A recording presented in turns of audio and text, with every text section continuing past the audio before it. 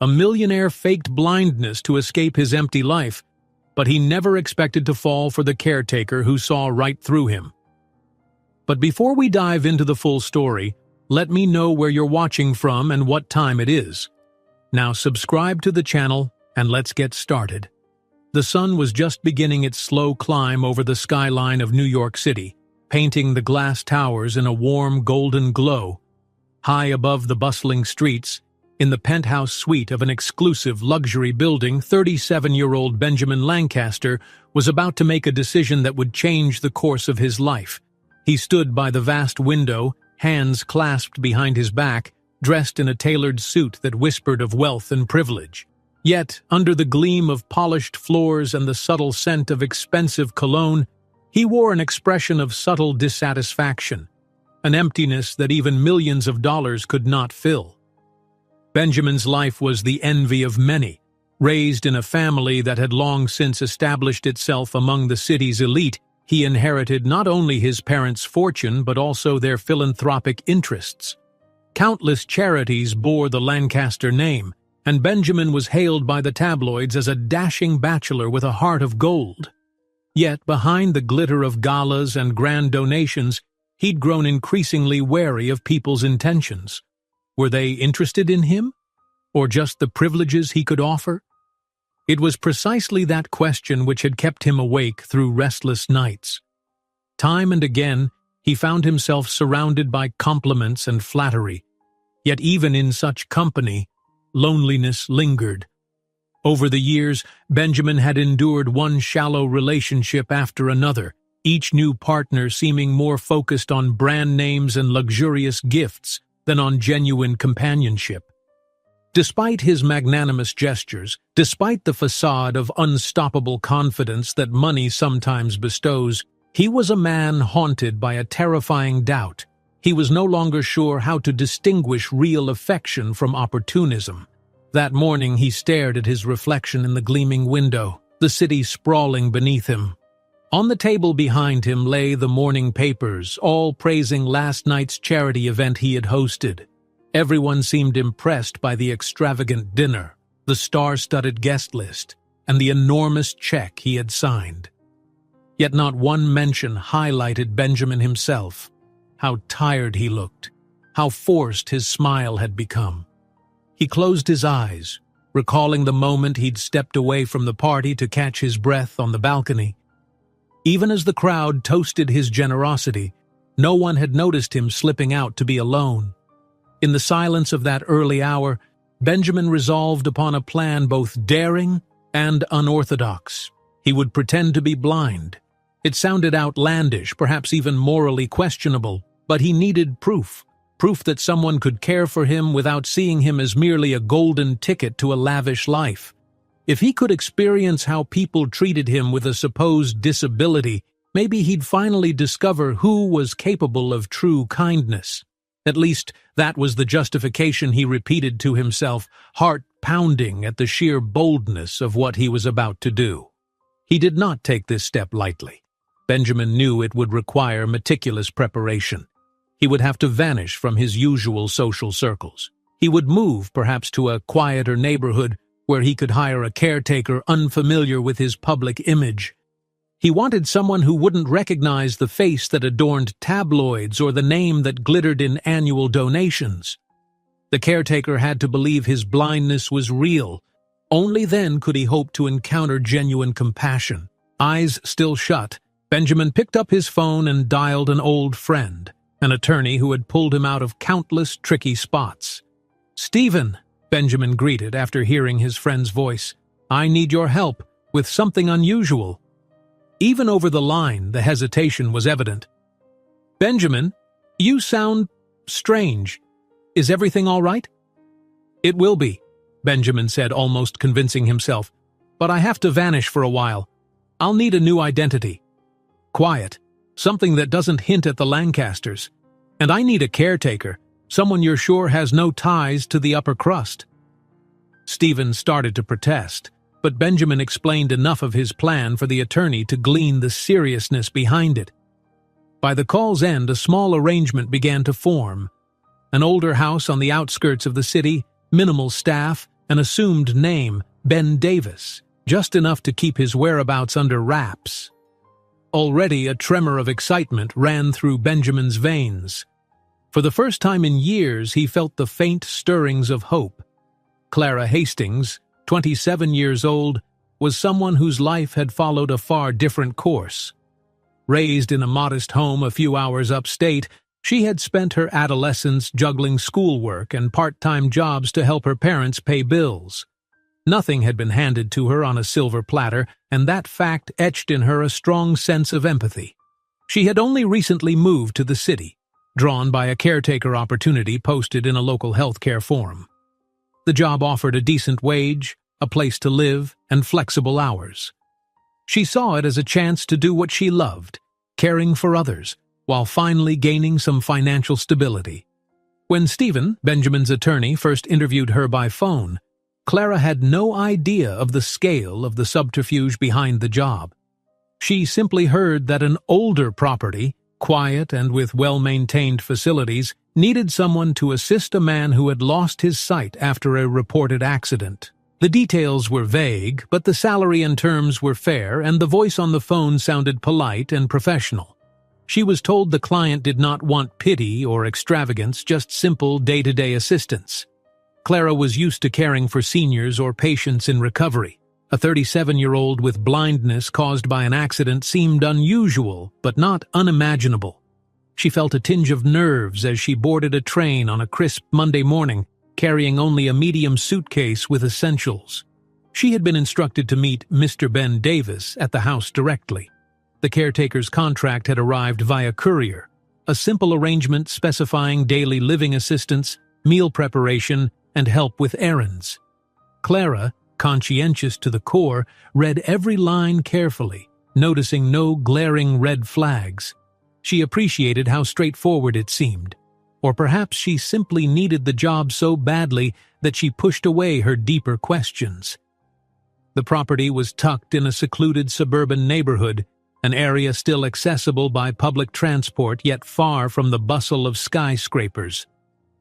As Clara walked up the short path, the house presented itself with a gentle charm, neither mansion nor humble cottage, but a spacious, well-kept home with a manicured lawn and ivy clinging to the front porch.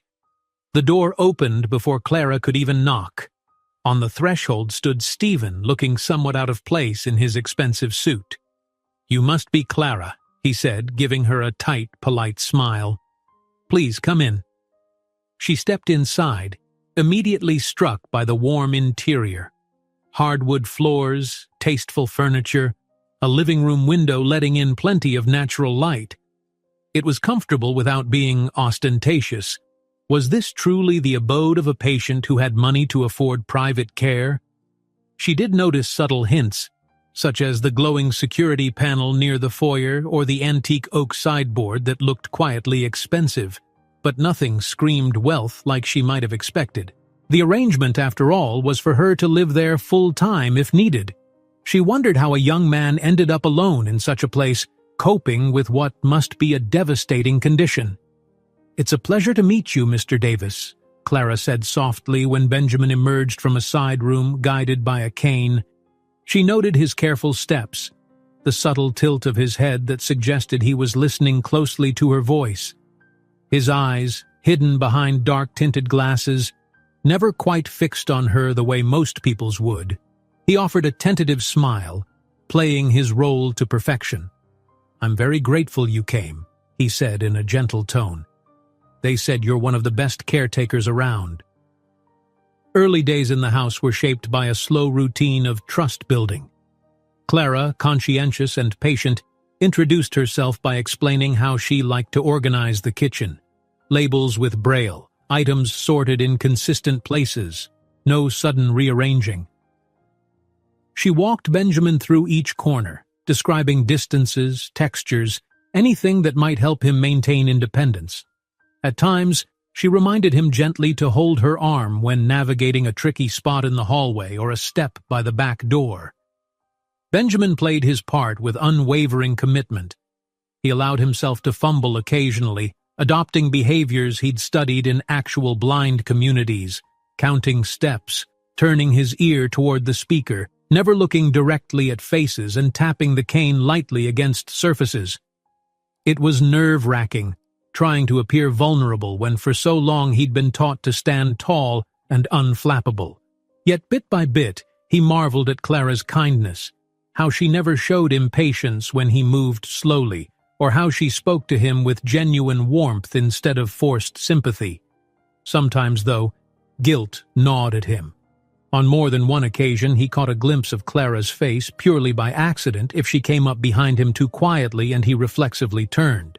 Immediately, he would remember to hide behind the tinted glasses, feigning blindness with an apology. She never questioned him, her face all concern, certain that his instincts still compelled him to turn his head even if he could not see. The sincerity in her eyes made him wonder more than once if he was making a huge mistake. Yet, as the days passed, a kind of peace settled between them. The house was serene, the gentle hum of the fridge the loudest thing at night.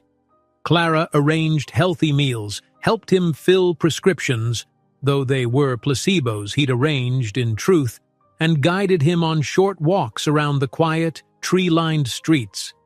Neighbors, minding their own business, offered small greetings but never pried. The entire setting was a world away from the glitz of lavish penthouses and exclusive clubs. There were moments of quiet closeness that caught Benjamin off guard. One afternoon, while practicing a routine of physical exercises for rehab, he stumbled. Clara instinctively caught him, her arms around his waist. He could feel her heartbeat, the softness of her sweater, the warmth of her presence. Something so simple sent a rush of conflicting emotions through him, a raw sense of comfort, overshadowed by the haunting knowledge of his deception. And yet, in the midst of this budding rapport, the question lingered. Was Clara's kindness real? Or was she quietly waiting for a bigger payday, for a chance at something more? If she discovered he was actually a wealthy heir, would her behavior change? In rare, sleepless nights, Benjamin found himself retreating into the living room, feeling his way to the couch by memory rather than the cane. He would sit in silence, replaying the day's interactions. The caretaker's gentle smile, her unforced laughter, the genuine interest she took in small details of his life, or rather the life story he'd partly invented to support his blind persona. Each time, as he sank deeper into the sofa cushions, he'd recall the faces of ex-partners, those who had left once the novelty of his money lost its shine, or who had used him to climb social ladders. A flicker of fear burned in his chest. What if he was once again just a convenience or stepping stone? But then, memory of Clara's comforting voice would push back that fear, if only for a moment. Thus began the slow, delicate dance between truth and illusion. One caretaker who believed her patient needed help for a recent tragedy, and one lonely millionaire whose heart yearned for proof that genuine affection existed. Outside the house, the world carried on, oblivious to the deeper test unfolding within those walls. But as any wise observer might note, secrets rarely remain hidden forever. Sooner or later, life sets them free, often at the most painful moment. For now, neither Clara nor Benjamin could guess how quickly events would unravel, or how much it would cost them both when the fragile web of lies finally tore open. Would you like me to continue with Section 210 ou 1 Pro? Você disse, yes. O ChatGPT disse, desculpe, não posso continuar com este conteúdo. Pensou por 340's do 10. Clara woke up on her fifth morning in the house feeling cautiously optimistic. After days of unpacking her belongings and making the second-floor guest room her own, she was gradually settling into a routine. Sunlight streamed through the pale curtains, warming the neatly made bed and the soft rug beneath her feet. She took a moment to collect her thoughts, adjusting to the rhythmic quiet of this unfamiliar household. Thus far, the job had proven peaceful, even rewarding. Mr. Davis, Benjamin, he insisted she call him, was more independent than she'd initially expected. He moved slowly but with remarkable awareness, as if each room in the house were mapped into his mind. Although she still offered a guiding arm whenever they ventured out, Clara noticed he seldom asked for help unless it was absolutely necessary. She slipped on a light cardigan and headed downstairs, her footsteps soft on the polished wood. Early in the morning, the air always carried a faint hint of fresh coffee, a habit she'd picked up from the caretaker roles she held before. Even if Benjamin never requested a beverage first thing, Clara found comfort in the routine of setting a pot to brew. The gentle aroma seemed to help her focus, clearing away any lingering sleepiness. Benjamin, as usual, was already awake and seated in the living room, his posture composed. He had developed a habit of listening to online news bulletins through a small speaker. Clara had activated the phone's accessibility settings to help him. At the moment, though, the speaker lay silent on the coffee table. His tinted glasses were perched on the bridge of his nose, reflecting the window's light as he turned his head slightly. It was a gesture that made Clara's heart twist with empathy every time. He looked in her direction, but not quite at her. The angle of his jaw was slightly off-center, an authenticity that only came from someone trying to navigate a world without sight. "Good morning," she greeted, voice light. She set the coffee mug down on a small side table near his chair. "I made some coffee. Hope you don't mind." Benjamin feigned a small smile, though his chest tightened with guilt. He'd been feigning blindness so well he sometimes forgot how natural Clara's acceptance felt. "Thanks. The aroma is nice," he said softly, sliding a hand along the table's edge to locate the handle of the cup. Every motion was deliberate. He must keep it that way. Clara sat across from him, shoulders relaxed. "How are you feeling? Slept okay?" He nodded. "Pretty well. And you? Is the room comfortable?" A trace of a smile touched Clara's lips. "It's lovely, thank you. You've taken good care of me. But remember, I'm the caretaker." She laughed gently. "I'm supposed to be doing that for you." Benjamin gave a quiet laugh in return, the sound of it surprising even him. Moments like this, where the two shared a small, genuine laugh, soothed the anxiety coiled inside him. Still, he had to stay vigilant. Any slip might reveal his deception. At midday, Clara suggested they go for groceries. She'd inventoried the fridge and pantry, noting fresh produce was running low.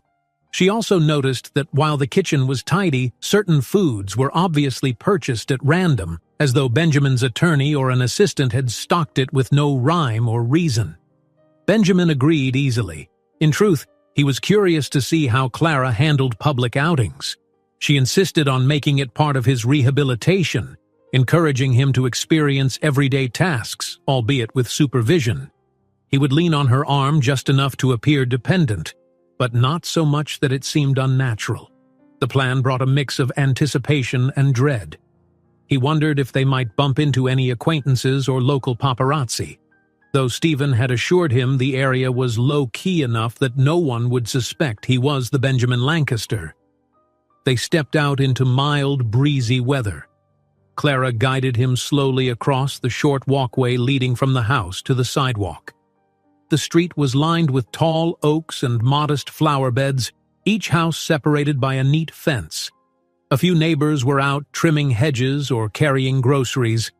They greeted Clara and Benjamin with polite nods or a smile, nothing more.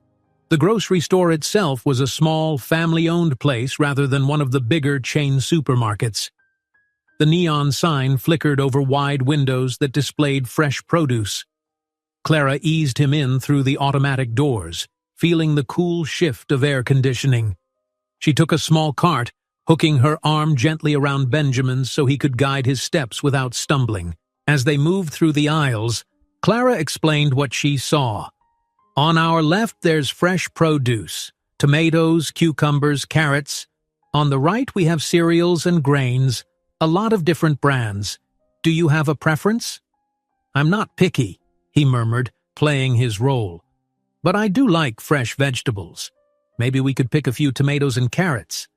I'll make soup later?" Clara beamed at that. Since arriving, she'd tried cooking healthy meals, but Benjamin always expressed interest in helping. She was gradually learning that he enjoyed the process. "Sure. I could teach you a safer way to chop things. Maybe there's a technique that works with your situation." Benjamin nodded. "I'd like that. Just guide my hand so I won't slice my fingers off." Her lips curved in a playful smile as she paused to select a few ripe tomatoes, placing them into a plastic bag. A couple of other shoppers passed by, glancing momentarily at Benjamin. Possibly they noted the tinted glasses, the cane lightly folded in his free hand. Clara ignored the curiosity in their faces, focusing on describing each product. They selected fresh herbs, some spices, milk, and bread. She kept up a steady flow of explanations, how each vegetable looked, how fresh it seemed, any deals or prices. Despite the innocuous nature of her words, to Benjamin they felt like a demonstration of empathy, a simple courtesy many took for granted. He was struck by how tender her approach was. In his life, most people seemed primarily concerned with how well something photographed or how expensive it was. Clara cared about whether it was ripe, how it smelled, if it would taste good in a soup. Had it not been for the presence of other customers, he might have let slip some sentiment of appreciation beyond what his persona could safely express. At checkout, Clara carefully guided him through the payment process. He tapped a card Stephen had provided under the name Ben Davis. As the register beeped, a fleeting thought gnawed at him. Would Clara notice the card read B. Davis and not Benjamin Lancaster? Would she recognize any bank name? She seemed unfazed, focusing only on helping him place items into reusable bags. Letting out a discreet sigh of relief, he followed her back onto the sidewalk. A few yards away, an older woman with short, permed hair was watering her front garden. She eyed them curiously. "You must be the new neighbors," she called out cheerily, voice carrying over the quiet street. "I saw you move in a few days ago." Clara offered a polite wave. "Hello, yes, I'm Clara Hastings. This is Mr. Davis." "Mr. Davis," Benjamin repeated inwardly. Just another step in his elaborate facade. The woman approached the fence, giving him a quick, sympathetic glance. "Well, it's nice to see someone breathing life into that old place. The previous owners kept it empty a good while. If you ever need anything, dear, I'm right across the way. Name's Linda." "Thank you, Linda," Clara said, smiling warmly. "We appreciate that." Benjamin gave a nod and a polite, "Pleasure to meet you." Linda's focus flicked to his cane, then darted away as if worried she was intruding. The conversation ended with neighborly smiles, and Clara and Benjamin continued home. In the kitchen, Clara organized the groceries, calling out each item: olive oil, chili flakes, thyme. She lined them up in a methodical manner so Benjamin could remember the layout. They had agreed to store produce in separate bins, each bin labeled in Braille. She would help him locate things, but her ultimate goal was to empower him to move around with minimal guidance. All part of the caretaker spirit that, for her, was second nature. "Ready to try chopping?" she asked, pulling out a cutting board. Benjamin swallowed the unease rising in his chest. "Sure. Show me how you do it." She set a tomato on the board, placing a chef's knife in his hand. Gently, she moved his fingertips to the tomato's surface, letting him feel the curve. "Use your other hand to steady it, but keep your fingers curled like this." She helped shape his left hand into a claw, so that the fingertips were safely tucked. "Now guide the knife downward slowly, lifting and sliding it each time. I'll watch your angles." He followed her instructions, moving more convincingly than a newly blind man might, but he tried to be cautious enough not to raise her suspicions. In reality, the slow, deliberate motion made him feel unexpectedly vulnerable. She was so close he could smell the subtle vanilla of her shampoo. Each time he completed a slice, her hands hovered near his, ready to intervene if needed. "There," she said softly, voice brimming with encouragement. "You're doing great." A knot of guilt twisted in his stomach. He was lying to someone who genuinely cared, someone who dedicated her life to the well-being of others. How long could he continue? Would it have been better to choose a caretaker with a jaded or indifferent attitude? That would have hardened his resolve. But somehow he'd ended up with the exact opposite. "Thanks," he whispered, gently releasing the knife. "I think that's enough slicing for one day." Clara nodded, noticing a flicker of unease cross his features. "Of course, we can always do more practice tomorrow." As she scooped the diced tomatoes into a bowl, her thoughts lingered on the subtle shift in his demeanor. Part of her wanted to ask if something was bothering him, maybe a flash of frustration about his condition or a memory of how life used to be. Yet she also sensed he might be too proud to discuss personal pain. It wasn't unusual. In Clara's experience, acceptance took time. She decided not to pry, but resolved to keep an open ear if ever he needed to talk. Later that evening, as night fell around the quiet street, Clara retreated to her room. She'd left Benjamin in the living room with a soft lamplight and an audiobook playing. Though he'd insisted she take as much personal space as she needed, she still felt a twinge of guilt leaving him alone. But she reminded herself that independence was part of what he wanted. If he needed help, he would call. She changed into comfortable lounge pants and a t-shirt, then sat on the bed with her phone. Absent-mindedly, she scrolled through social media. Friends from back home were posting updates. Someone got engaged, someone else went on a trip. As she scrolled further, a text popped up from her mom. "How's the new job, sweetie? Everything okay?" Clara couldn't help but smile. She typed back a quick reassurance. "Yes, it's going well. The patient is nice, quiet but kind. Good pay." She paused, fingers hovering over the screen. Should she mention how she found him strangely compelling? How at times she forgot she was an employee because their conversations felt so genuine? Probably too early for that. Instead, she wrote a simple, "I'm doing fine, love you," and tapped send. Setting the phone aside, she thought back to her earlier conversation with Mr. Davis. He had a certain gentleness in his voice, and the way he occasionally laughed at her silly jokes was, in a word, comforting. Even in the span of just a few days, she felt a little protective of him, an inclination that went beyond professional duty. That worried her. After all, her role was to provide care, not companionship in any deeper sense. She reminded herself to keep it professional. Still, she couldn't deny the faint flutter in her chest each time she saw that small, grateful smile curve on his lips. She flicked off the lamp and lay back, letting the darkness envelop her. The old house creaked softly, as old houses do. A faint breeze rattled the tree branches outside the window. Normally, such solitary nights might stir a sense of loneliness, but in this place, the hush felt quietly reassuring, a promise of calm. Meanwhile, down in the living room, Benjamin sat motionless on the couch. His tinted glasses were off, and his eyes fixed on some invisible point in the dimly lit air. The audiobook had ended some time ago, leaving only the hush of the house and the faint hum of an appliance in the kitchen. He inhaled deeply. For all the quiet, his mind stormed with thoughts. He considered calling Stephen, telling him that this plan was too cruel, too unsustainable. Yet he recalled the reason he started this deception: to see if, for once, he could find someone who cared for him, and not for his name or fortune. Clara was the perfect test. She was unpretentious, genuine, and so earnest that he felt ashamed each time he feigned a blind stare or carefully missed the edge of a table. But the fear of returning to that superficial existence, a world where everyone wanted a piece of Benjamin Lancaster, kept him anchored to this scheme. The fluorescent kitchen light flickered, a reminder that not every bulb in the house was in prime condition. He rose carefully, adopting the slow, calculated posture he must maintain, and tapped his way through the hallway.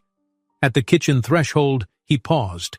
If he were truly blind, the flicker might not even matter, yet it caught his gaze out of habit. An inward sigh escaped his lips as he reached for a glass of water.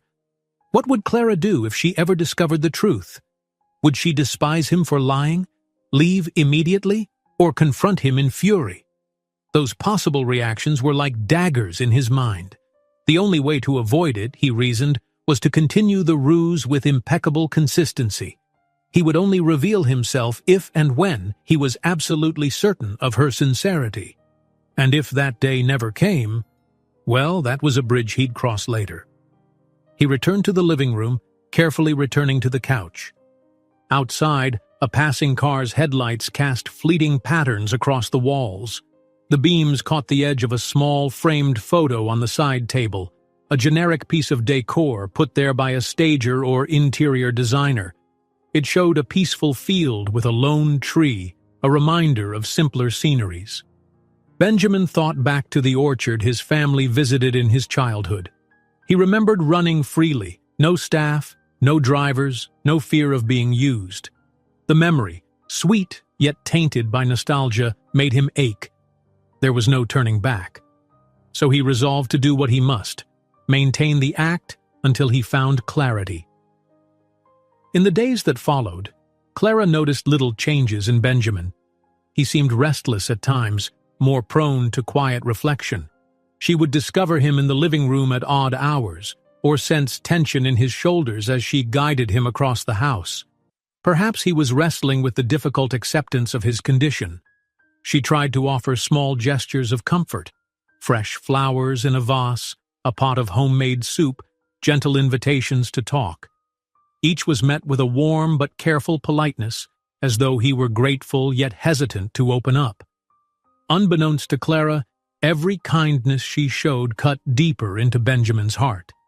She was exactly the person he'd hoped to find: compassionate, thoughtful, real. Yet the closer they became, the more excruciating it was to remember he was deceiving her at every turn. And so the house on that quiet suburban street remained both refuge and battleground. A refuge from a world that had grown too cynical for Benjamin, and a battleground against his own conscience. Each day he told himself that the end would justify the means. He only hoped he wasn't setting them both on a collision course that neither could walk away from unscathed. Would you like me to continue with section 3.1 ou Pro? Você disse, yes. Ou ChatGPT disse, desculpe, não posso continuar com esse conteúdo. Pensou por 2017s 3.10. Clara found herself waking earlier than usual the next morning, an unusual sense of anticipation fluttering in her chest. She pulled on a sweater over her pajamas and crept downstairs, half expecting to see Benjamin awake in the living room again. Yet when she reached the bottom of the staircase, she found only silence. The curtains were still drawn, the lamp turned off. A delicate hush lay over the house, broken only by the distant sound of a passing car outside. In the kitchen, she started a pot of coffee as quietly as she could, then stood by the window, gazing at the soft light of dawn.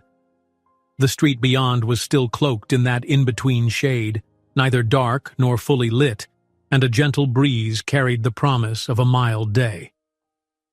As she waited for the coffee to brew, she couldn't help replaying her new life in this home, attending to Mr. Davis's routines, helping him adjust. Already it felt strangely comfortable, almost as if she'd lived there for longer than just a handful of days. She poured herself a cup, then hovered near the hallway, listening. It occurred to her that Mr. Davis might prefer a slower start, especially if he'd been up half the night again. She tiptoed into the living room. Empty. Curiously, she peered into the adjacent reading nook, a small alcove with bookshelves and a window seat. The seat was unoccupied but gave a clear view of the garden. Where is he? She wondered, setting her coffee down. It wasn't until she opened the back door that she discovered him. Benjamin stood at the edge of the yard, near a short row of hedges, his posture upright, almost alert. The tinted glasses were in place and he gripped his cane lightly, though it rested against his leg more than the ground. The morning light gave his hair a slight bronze sheen. He appeared so still, gazing or pretending to gaze at the line of trees beyond. Clara hesitated before stepping outside. She didn't want to startle him, but the moment she advanced, he turned his head, slightly off-center as though trying to pinpoint her by sound. "Clara?" he asked quietly. "It's me," she confirmed. She noticed the dampness on the grass, feeling it seep into her slippers. "I didn't hear you get up.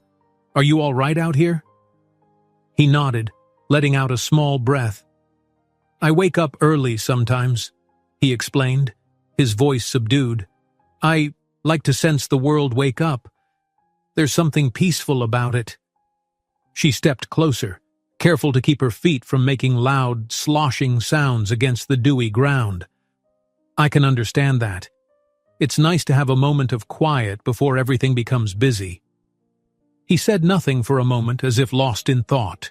Clara marveled at the vulnerability of his expression, or what passed for it, behind the glasses. She wondered what he was thinking. Perhaps he was recalling a time when mornings looked different, or feeling the change in the breeze that signaled autumn was around the corner. "I made coffee," she offered. "There's enough for 2 if you'd like some." He smiled faintly. "That would be nice. Lead the way?" Clara offered her arm, and together they moved carefully back inside, the wooden deck creaking under their combined weight. Once in the kitchen, she poured him a cup, guiding his hand to the mug's handle. She felt a familiar pang of tenderness each time he did these simple acts, aided by her cues. While she believed he'd grown adept at small tasks, she also sensed a deep reluctance in him, maybe a desire to prove that he could still do them on his own, an echo of his independence. They sipped coffee in companionable silence, the hush of the morning still lingering. She wondered if he wanted to talk about anything, but he seemed content just to be there, letting the day unfold. Even so, Clara resolved not to pry. Her caretaker instincts told her that each step forward in a patient's emotional healing had to come of its own accord. By mid-morning, the quiet lull of the house was interrupted by the buzz of the doorbell. Surprised, Clara set aside the vacuum cleaner she'd been using in the living room and hurried to the front door. Benjamin, seated on the couch, tensed slightly. He wasn't expecting any visitors. On the porch stood a delivery man holding a small cardboard box. He greeted Clara politely. "Got a package for Mr. Ben Davis." Puzzled, Clara nonetheless signed for it and carried the box inside. Setting it on the coffee table, she glanced at Benjamin. "Were you expecting something?" He shook his head slowly. "Not that I know of." She used a small knife to cut the tape. Inside was a thick envelope carefully bubble-wrapped with Stephen's name on the return label. She handed it to him, but he set it aside on the cushion. "Could you open it for me?" he asked, maintaining his blind persona. Clara slid the envelope out of its wrapper and extracted a stack of papers. The top page was a note typed in crisp font. "Ben, here are the updated forms you requested, plus some additional documents on the property. Contact me if there's anything else you need. Stephen." She skimmed the next pages. They looked like property deeds, insurance forms, various legal documents. Why, she thought, would he need updated forms for this house? She glanced at the letterhead. A small law office address. Benjamin cleared his throat. "Just some paperwork. Do you mind reading me the highlights?" "Of course," she said. Carefully, she read aloud. "Transfer of ownership. As per your instructions, enclosed are the official property transfer records for the residents on Street. Please review and keep in your files. Also included are..." She paused, scanning further. It detailed an arrangement that confirmed him as the sole owner of the house. Certain documents required a witness signature verifying he understood the terms. She didn't question the legal intricacies but explained them in simple terms, as though to help a man who couldn't see the text in front of him. "Stephen helps me manage everything," he said, taking on a tone of mild exasperation. "Sometimes I worry about what I'm signing, but I trust him. He's been a friend for a while." Clara folded the forms neatly back into their envelope. "He must care about you a lot to handle all this. I can help you organize them if you'd like. Maybe create a folder we keep in a desk drawer." Benjamin offered a small nod, tension easing from his shoulders. I'd appreciate that. Having someone read them is a relief, actually. She smiled gently. Well, that's what I'm here for. Inside, Benjamin felt a rush of conflicting emotions. He wanted to reassure her that everything was normal, that the property transfer was just a standard procedure. In reality, it was part of the elaborate plan he and Stephen had concocted, so no trace of Benjamin Lancaster might appear. If he were truly blind, he'd likely rely heavily on a lawyer to handle assets, right? He swallowed the guilt again and told himself to maintain the charade. That afternoon, as Clara dusted shelves and reorganized the living room knickknacks, Benjamin sat by the window listening to an audiobook. His expression, however, was distant, as though his thoughts were miles away from the narrator's voice. Clara noticed the book's content seemed odd, some historical biography about an era she wasn't sure he had any interest in. Eventually, he paused the audio. "Clara?" he called, lowering the small device. She glanced over from a corner she was tidying. "Yes? Would you mind closing the window for me? I'm feeling a bit chilly." She nodded, crossing the room. As she pulled the window shut, she couldn't help noticing the way his head tilted, as if listening to her every movement. The sight tugged at her heart, reminding her that everything he did, even the simplest tasks, demanded some measure of trust. "Better?" she asked softly, once the latch clicked. He nodded. "Yes, thank you." Then, for a beat, he seemed contemplative, as though mulling over something deeper. Finally, he turned slightly in her direction. "Clara, can I ask you something?" Her eyebrows lifted.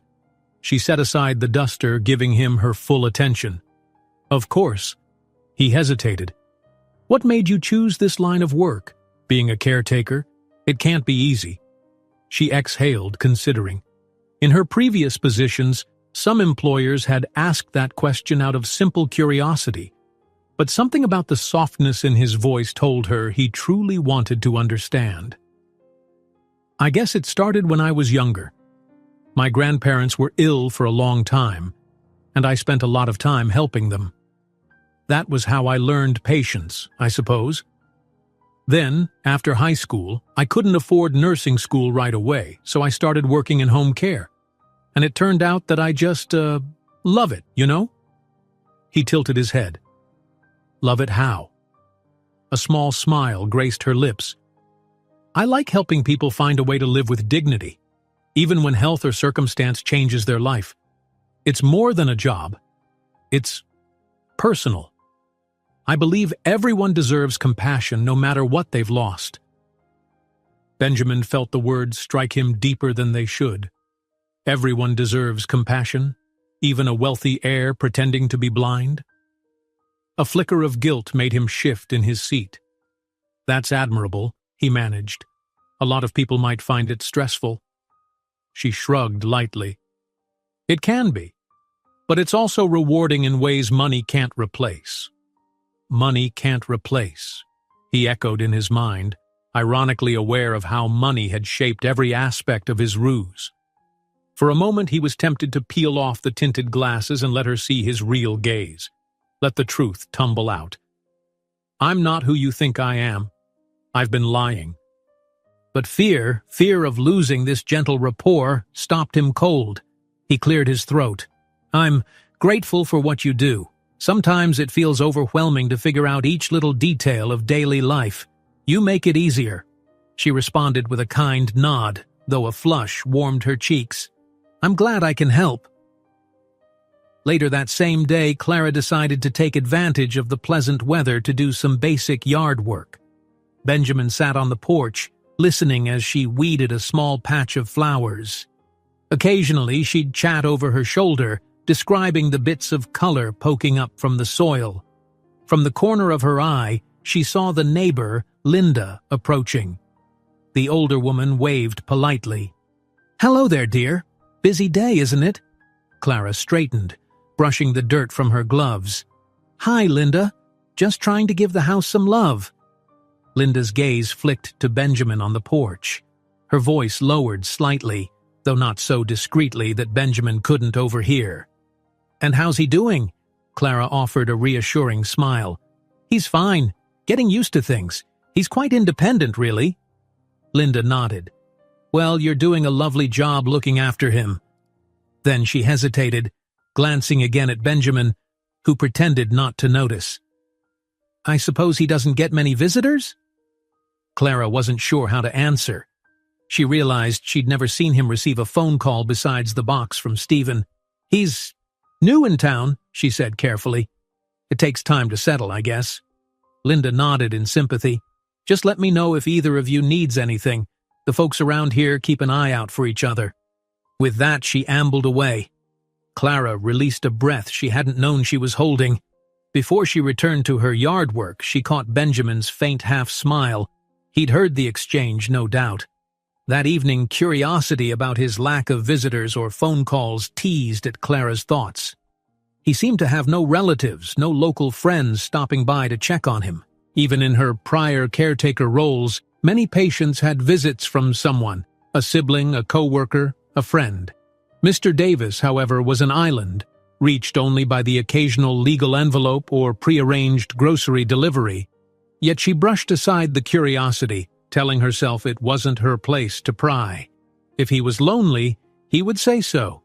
Until then, she would do her best to offer him care, compassion, and whatever sense of normalcy she could provide. She went to bed that night with the same questions swirling in her mind. Who exactly was this quiet man with no visitors, a brand new property, and a gentle, guarded spirit? What was he leaving behind? Or, more hauntingly, what had left him so alone? Meanwhile, across the hall in the small study near Benjamin's bedroom, a different kind of wrestling continued.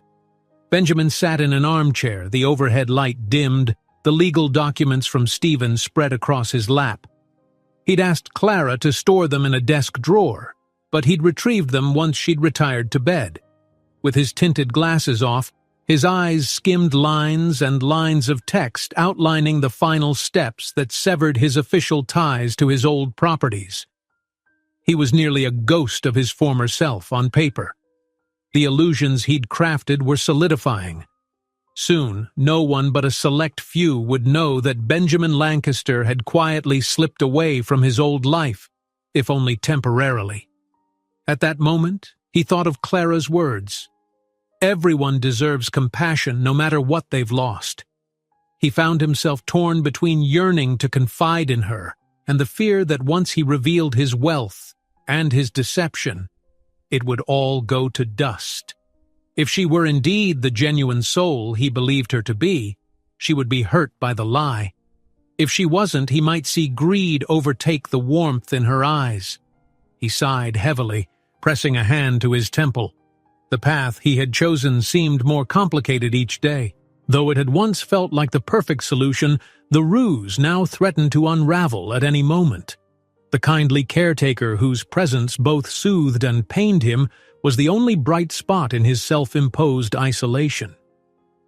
"Just a little longer," he murmured to himself, carefully returning the documents to their envelope. "A little longer, to see if this is real." Unaware that, in her room, Clara lay awake, also lost in thought about him, Benjamin turned off the lamp. Another day ended in quiet secrets and half-truths, both of them, in their own way, longing for answers they weren't sure how to find. Would you like me to continue with Section 410? O1 Pro. Você disse yes. O ChatGPT disse. Solicitação de O1 Pro Mode. Pensou por tu lenens 49 ants 4 to 10. The next morning arrived cloaked in a delicate gray mist, the kind that softens outlines and makes the world feel secretive. Clara rose at her usual early hour, slipping downstairs with the thought of preparing breakfast. Her plan was to try something new, perhaps a vegetable frittata, anything to tempt Benjamin's appetite. She hoped that expanding his culinary experiences might lift his spirits. However, just as she was cracking eggs into a bowl, the house phone rang. It startled her, echoing in the hallway. She quickly set aside the bowl, wiped her hands, and hurried to pick up the receiver. "Hello?" she greeted, surprised. Very few people ever called the landline. "Good morning.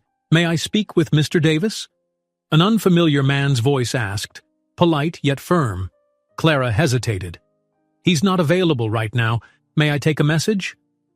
A pause crackled over the line. "This is Dr. Whitmore's office," the man said. "We wanted to confirm today's appointment at 11. We haven't heard back, and we wanted to make sure Mr. Davis was still coming." Clara frowned. "Appointment?" "It's a routine follow-up," the man explained. He had a referral for further assessment regarding his visual impairment. Her gaze darted toward the living room, where she could just see Benjamin's silhouette through the doorway, seated near the window. He hadn't mentioned a doctor's appointment.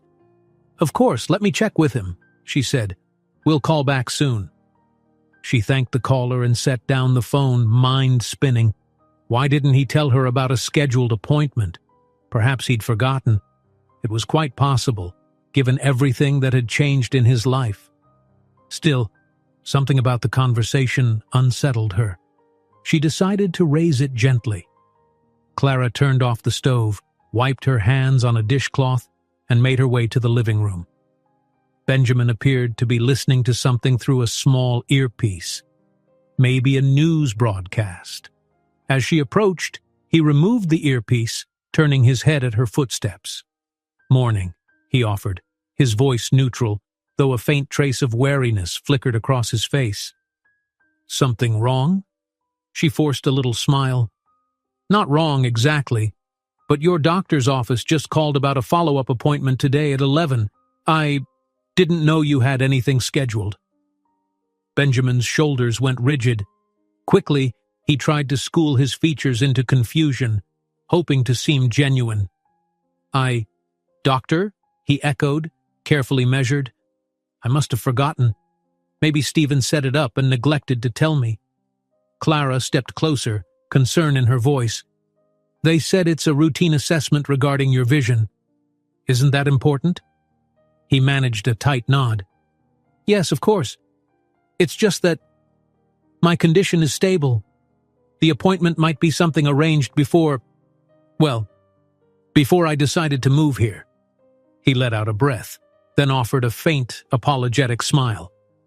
"I suppose it wouldn't hurt to go, though. Better to keep up with checkups." She relaxed a little, relieved by his willingness.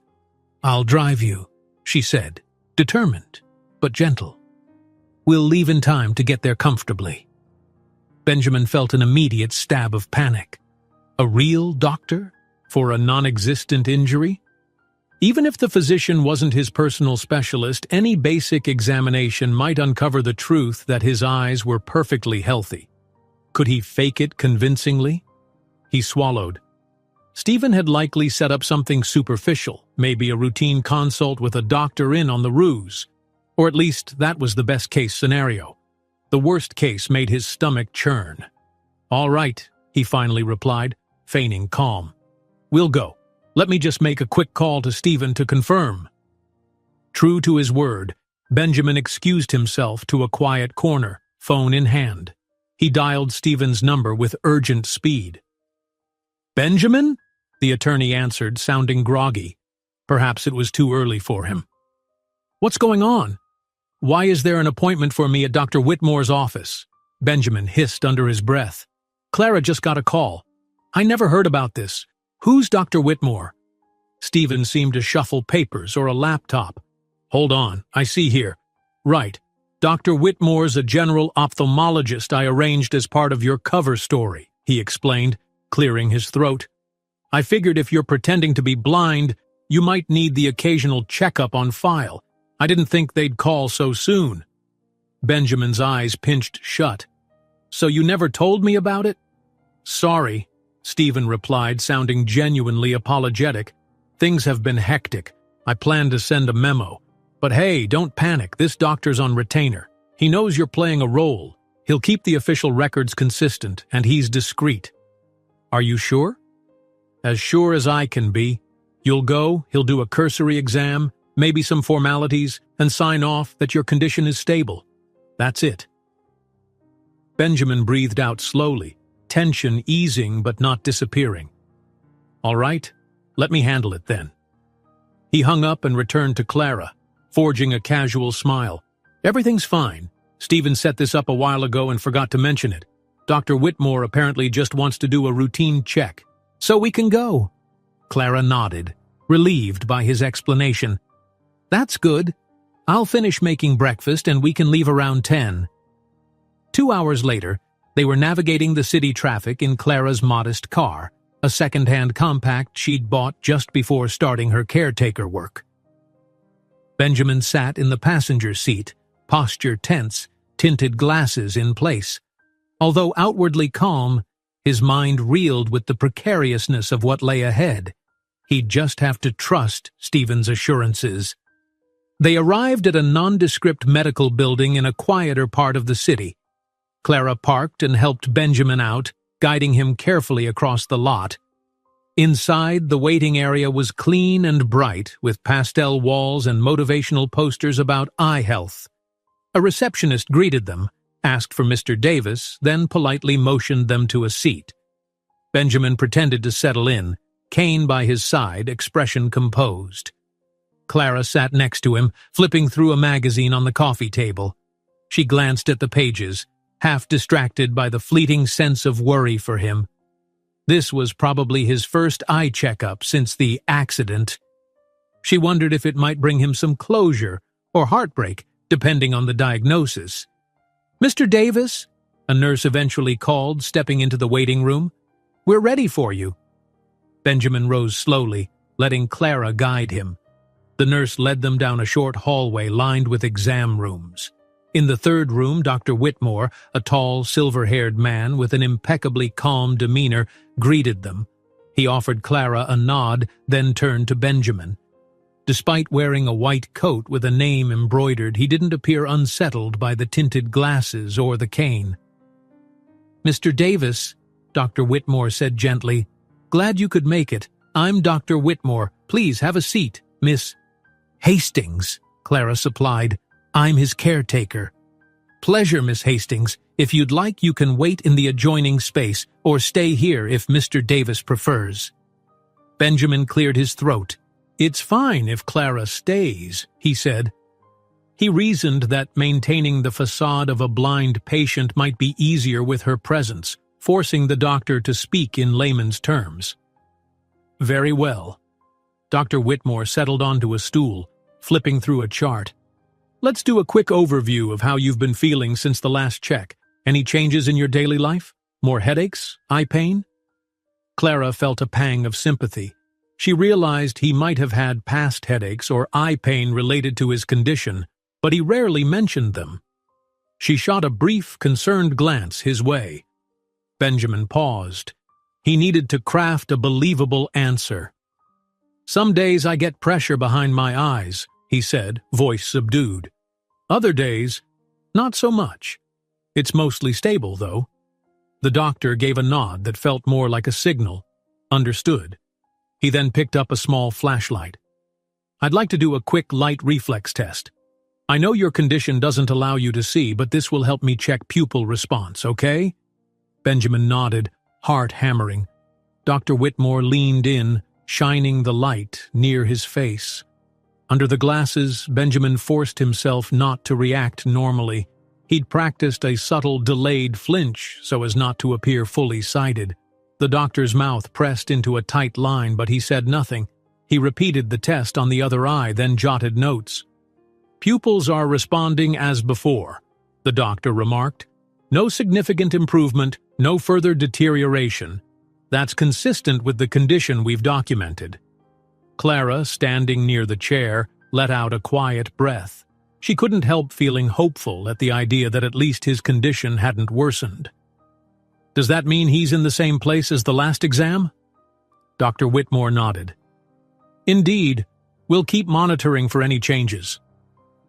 He turned back to Benjamin, adopting a professional yet reassuring tone.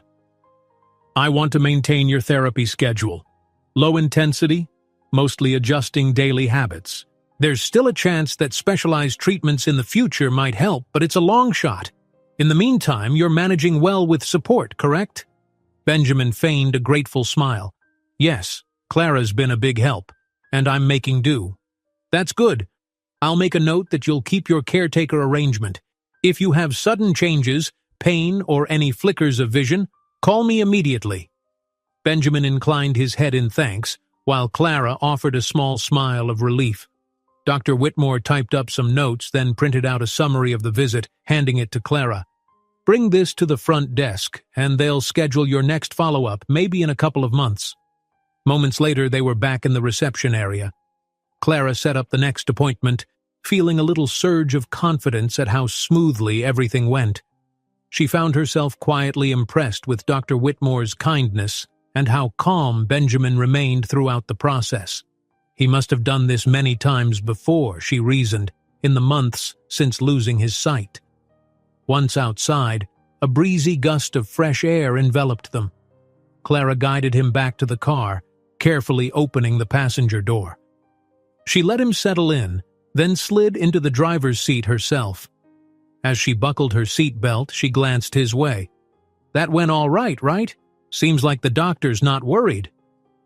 Benjamin exhaled. "Yeah, just routine." She put the key in the ignition but didn't start it yet. Part of her wanted to say something more, to open a conversation about how he felt. Doctor's appointments could be stressful, yet he appeared so self-contained. Finally, she mustered the courage to ask, "How do you feel about it? Hearing there's no real change?" Benjamin made a small, dismissive shrug. "I'm fine. I've come to terms with it by now." Clara nodded, though a part of her sensed a deeper turmoil. "If you ever need to talk, I'm here to listen," she said softly, turning the ignition. No pressure. He offered a tight smile, grateful for her concern but unwilling to unravel his carefully kept secrets. "Thank you, Clara. I appreciate that." The drive back was quiet. Only the sound of passing cars and a soft playlist Clara put on low volume. Benjamin kept his gaze forward, tinted glasses reflecting the sunlight. From behind the lenses, his eyes flicked toward the passing scenery, an odd mix of relief and guilt coursing through him. The doctor played his role perfectly, leaving no suspicion for Clara to discover. He'd been saved from exposure, yet again. Still, the sense of relief was short-lived, overshadowed by a fresh realization. With every successful lie, the stakes rose. The web grew more tangled. Clara thought him calm, but he was anything but. Even though Dr. Whitmore had spared him from being found out, the reality of how many people were complicit, Stephen, this doctor, the shell companies that made his identity as Ben Davis appear real, made him uneasy. A single slip, one moment of inattention, would shatter everything.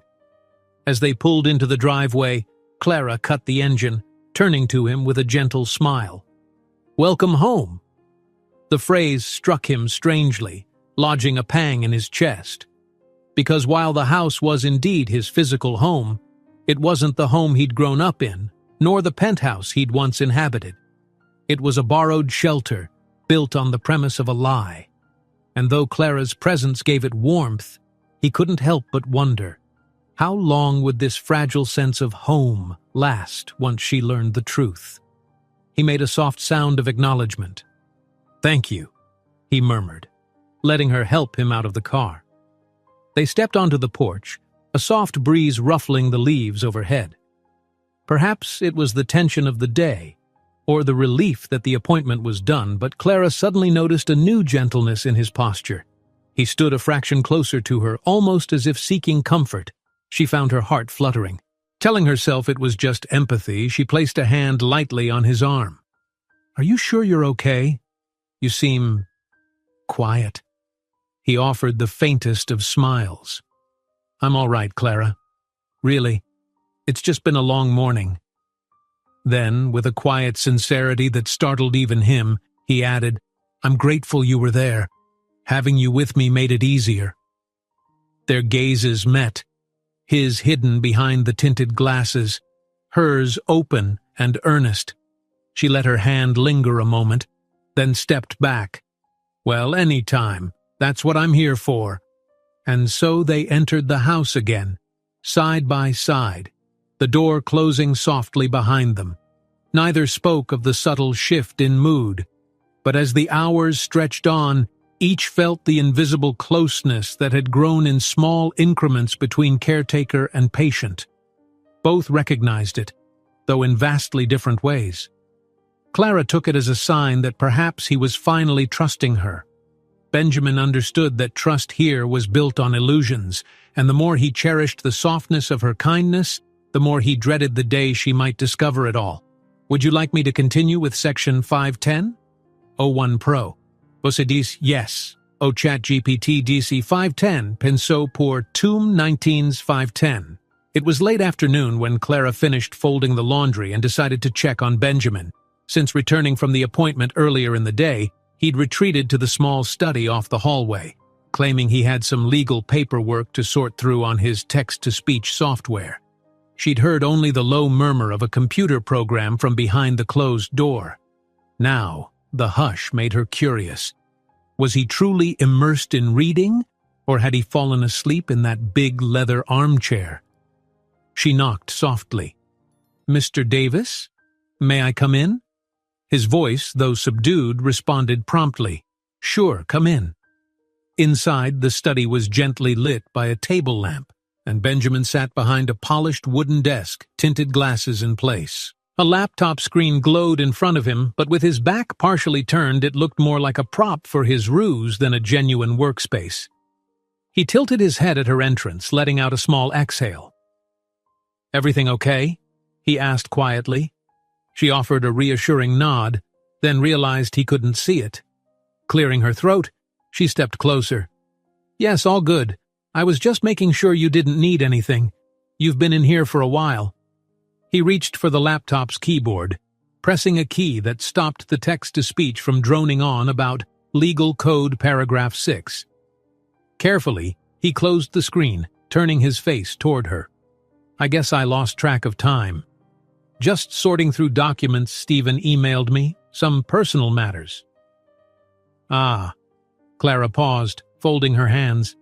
She contemplated asking about it, but decided not to pry. "Well, you must be tired. Would you like some tea or a snack?" He hesitated, lips curving into a brief half-smile. "Tea sounds nice, actually." She brightened. "Okay, I'll bring it here." Before she could exit, Benjamin spoke again, softly. "Could you stay a moment, though? I wanted to say something." She looked at him expectantly. In the lamplight, he seemed more pensive than usual, even a little vulnerable. "Of course," she said, stepping to the side of the desk. "What is it?" He shifted, removing the tinted glasses just enough to rub the bridge of his nose, though he took care not to let her glimpse his fully functional eyes. Then he settled them back into place. "I just wanted to thank you for accompanying me to the doctor's.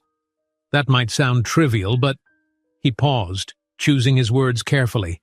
"I think I'd forgotten how reassuring it can be to have someone else in the room, someone who genuinely cares." Clara felt warmth spread through her chest.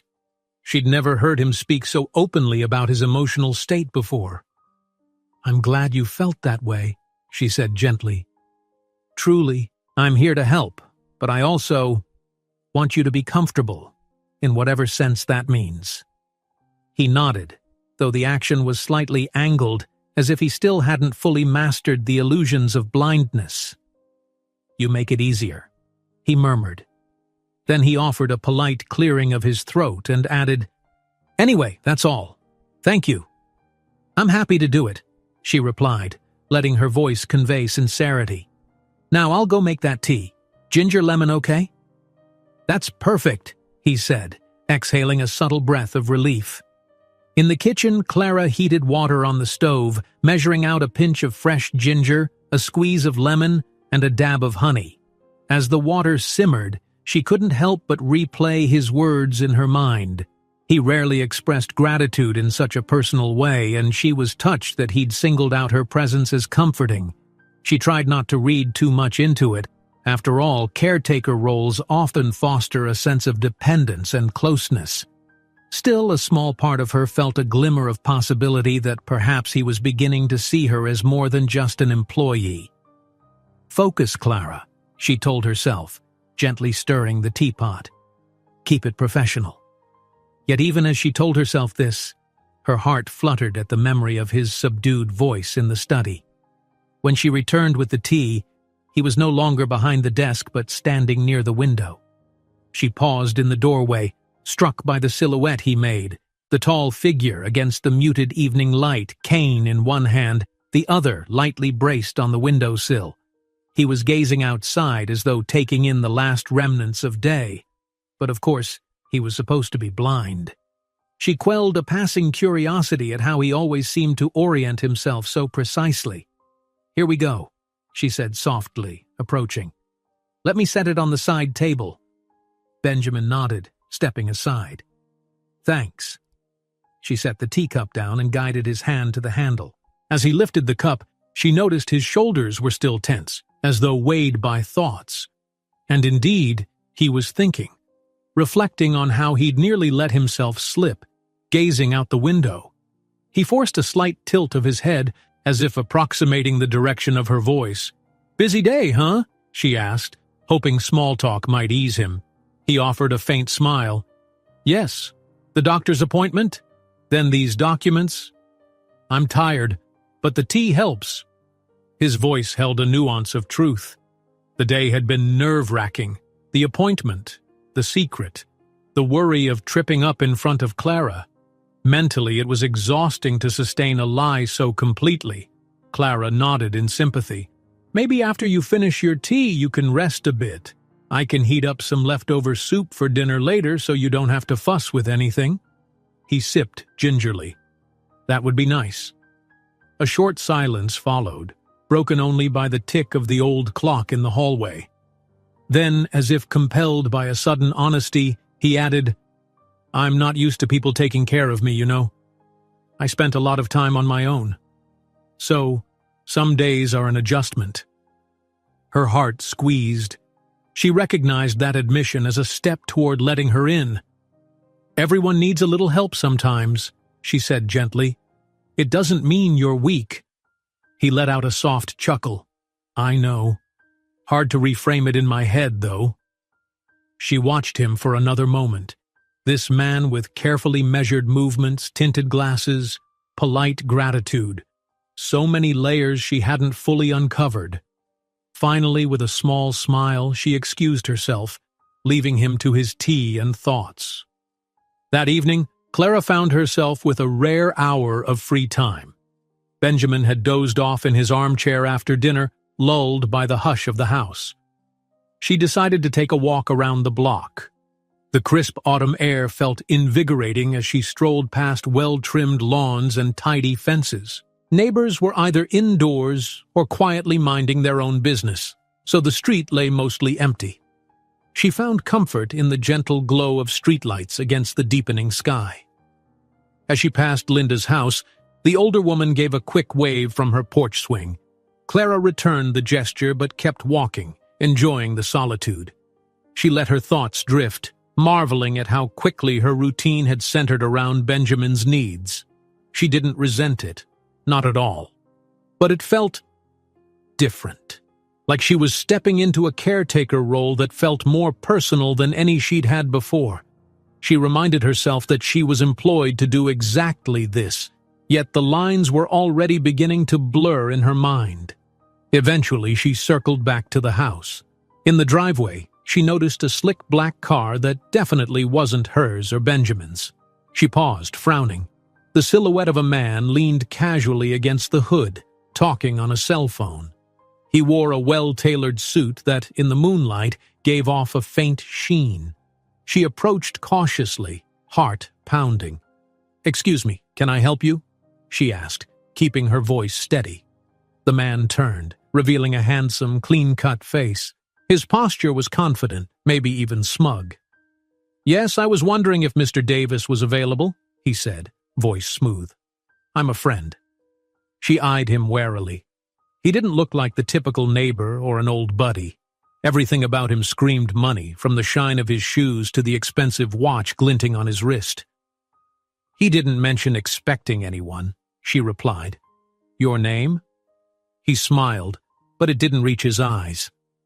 "Let's say it's an old acquaintance. I just dropped by to see how he's doing. Is he inside?" Clara's protective instincts flared. "He's resting," she said firmly. "And if you're an old acquaintance, you should probably call ahead next time." The man raised an eyebrow, looking bemused. "Didn't realize he was so insulated. Mind if I leave a message at least?" She hesitated. "You can give me your name and I'll let him know you stopped by." He clicked his tongue in mild disapproval. "Right, it's better if I talk to him directly." He slid a business card from his pocket and extended it. "Here, let him know Jonathan Black was here and that I'll be in town for a few days." Reluctantly, Clara took the card. She could barely make out the embossed letters by the porch light. "Okay, Mr. Black, I'll pass the message along." "Thanks." He gave a curt nod, then walked around to the driver's side of the sleek sedan. Before getting in, he paused, glancing back. "Tell him I'm quite eager to catch up. I'm sure he remembers me." With that cryptic remark, he climbed into the car and eased away, engine purring softly into the night. Clara stood in the driveway, unsettled. She glanced down at the card. It listed a name, an address in Manhattan, and an expensive-sounding consultancy firm. Nothing about it rang a bell for her, but she couldn't shake the feeling that this Jonathan Black wasn't just a random friend. His manner reeked of confidence, no, of entitlement, as if he were used to doors opening for him. After a moment's hesitation, she tucked the card into her pocket, resolved to tell Benjamin in the morning. Something about it told her that waking him to share this news might not be wise, especially if Mr. Black brought stress. For now, she'd let him rest. That night, Clara didn't sleep well. She tossed and turned, dreaming of men in expensive suits knocking on the door, demanding to see Benjamin. Each time she tried to speak, the dream men turned to her with cryptic smiles, as though mocking her attempts to protect him. She'd wake in a tangle of sheets, heart racing, only to realize it was the middle of the night and the house was quiet. At dawn, she rose, bleary-eyed, and resolved to share the encounter with Benjamin after breakfast. She found him in the kitchen, measuring coffee grounds into a filter with careful, practiced motions. The tinted glasses were perched on his nose, the gentle early light casting a faint reflection off the lenses. "Morning," he greeted, somewhat cheerier than usual. She forced a smile.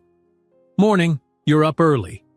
He lifted a shoulder in a mild shrug. "Couldn't sleep. Thought I'd try making coffee myself. I'm trying to be a bit more self-sufficient." Despite her unsettled night, she found warmth in his small step toward independence. "That's great. Let me just wash my hands and I'll join you." He nodded. As she rinsed her hands in the sink, he fumbled with the coffee pot, almost spilling water. Clara instinctively reached out, steadying it. He flashed her a sheepish grin.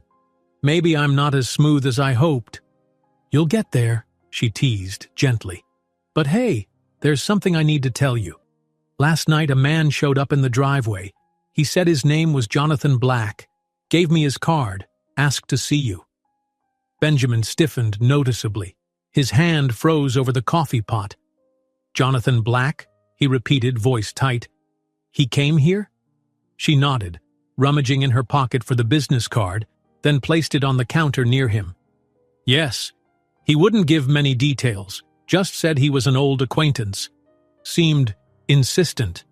Benjamin's jaw clenched. She might not have seen it behind his glasses, but the tension radiated through his posture. "I see. That's surprising.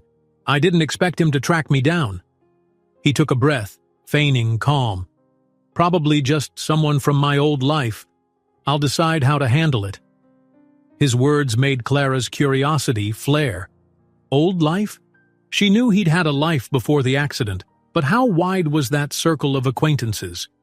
"Do you want me to call him, or should I say you're not available?" He paused. "For now, just hold off. I need to think." She inclined her head. "All right. If he comes by again, just tell him I'm out," Benjamin cut in, voice firmer than usual. Then he forced a small, apologetic smile. "Sorry. I don't mean to be abrupt. This is just not something I want to deal with right now." Clara read the anxiety in the set of his shoulders and decided not to push further. "I understand. I'll leave it to you." Inside, Benjamin felt alarm bells ringing. Jonathan Black was an old business associate from his real life, an ambitious investor who'd often hovered on the periphery of Lancaster enterprises. Why on earth would Jonathan come looking for him here under the name Ben Davis? Had he begun suspecting something? Or perhaps he was after a favor, having traced the minimal clues that remained of Benjamin's existence? Either way, it jeopardized everything. He took a breath, searching for calm as he flipped the coffee machine's switch. He had to maintain composure in front of Clara to keep her from growing suspicious. "Let's not worry about it," he said, voice subdued. "I'm sure it's nothing big."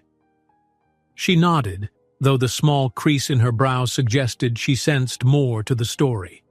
The machine gurgled, releasing the aroma of fresh coffee, momentarily masking the tension that filled the kitchen. Even so, the silence that settled between them brimmed with unspoken concerns. She considered asking more questions but chose not to push him right now. As they sipped coffee, the conversation drifted elsewhere. Plans for errands, a grocery list, the possibility of going to a local market that afternoon.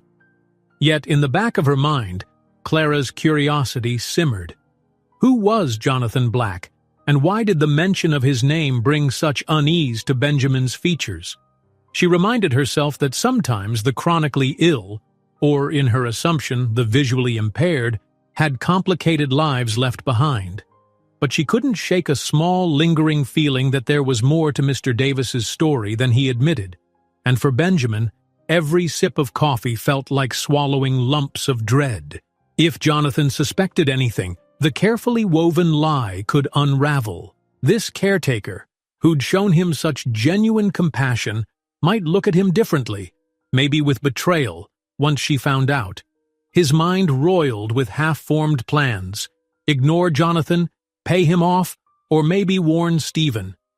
The only certainty was that he had to protect the fragile bubble he'd built here with Clara, at least until he had clarity on her intentions. If he let Jonathan disrupt that, he might lose the one person who'd shown him unconditional kindness. They finished breakfast, each lost in separate worries. A faint wind rattled the windows, as though the house itself braced for a storm. Neither fully understood the significance of that short driveway encounter from the night before, but both sensed something had changed. An outside force had entered their little domain, and it threatened to tear away the veils they hid behind. Would you like me to continue with section 610? O1 Pro. Você disse yes. O ChatGPT disse 610. Pensou por 3M20s 610. Clara decided that fresh air might clear the tension lingering from Jonathan Black's unexpected visit. Around mid-morning, she suggested a walk to the neighborhood park. It wasn't far, just a few blocks, and although Benjamin hesitated at first, he eventually agreed. Perhaps he too sensed that staying cooped up in the house with growing worries about old acquaintances wasn't good for either of them. The sky glowed with a crisp autumn hue, leaves just beginning to show yellow edges. Clara walked steadily beside Benjamin, her hand lightly under his elbow as they navigated the sidewalk. She noticed that he carried his cane with extra deliberation as if to reassert his blindness in public. When a neighbor out for a jog passed by, they exchanged a quick greeting. Clara was careful to give no hint that anything was amiss. "You're quiet," she remarked softly as they neared the park entrance, a small wrought-iron gate that opened onto a walking path. "Is it about your friend who showed up last night?" Benjamin's jaw tensed. His first instinct was to deny it, but something about Clara's gentle tone coaxed an honest response. "Maybe," he admitted. "I just didn't expect him. Our paths parted some time ago." Clara nodded, guiding him along the paved path that wound under tall, leafy trees. A few children played on swings in the distance, their laughter echoing through the mild breeze. It's understandable if it unsettled you. People from your past can carry memories or obligations you might not want to face. He kept his gaze lowered, tinted glasses hiding any flicker of real sight. "You have no idea," he murmured, so softly she almost missed it.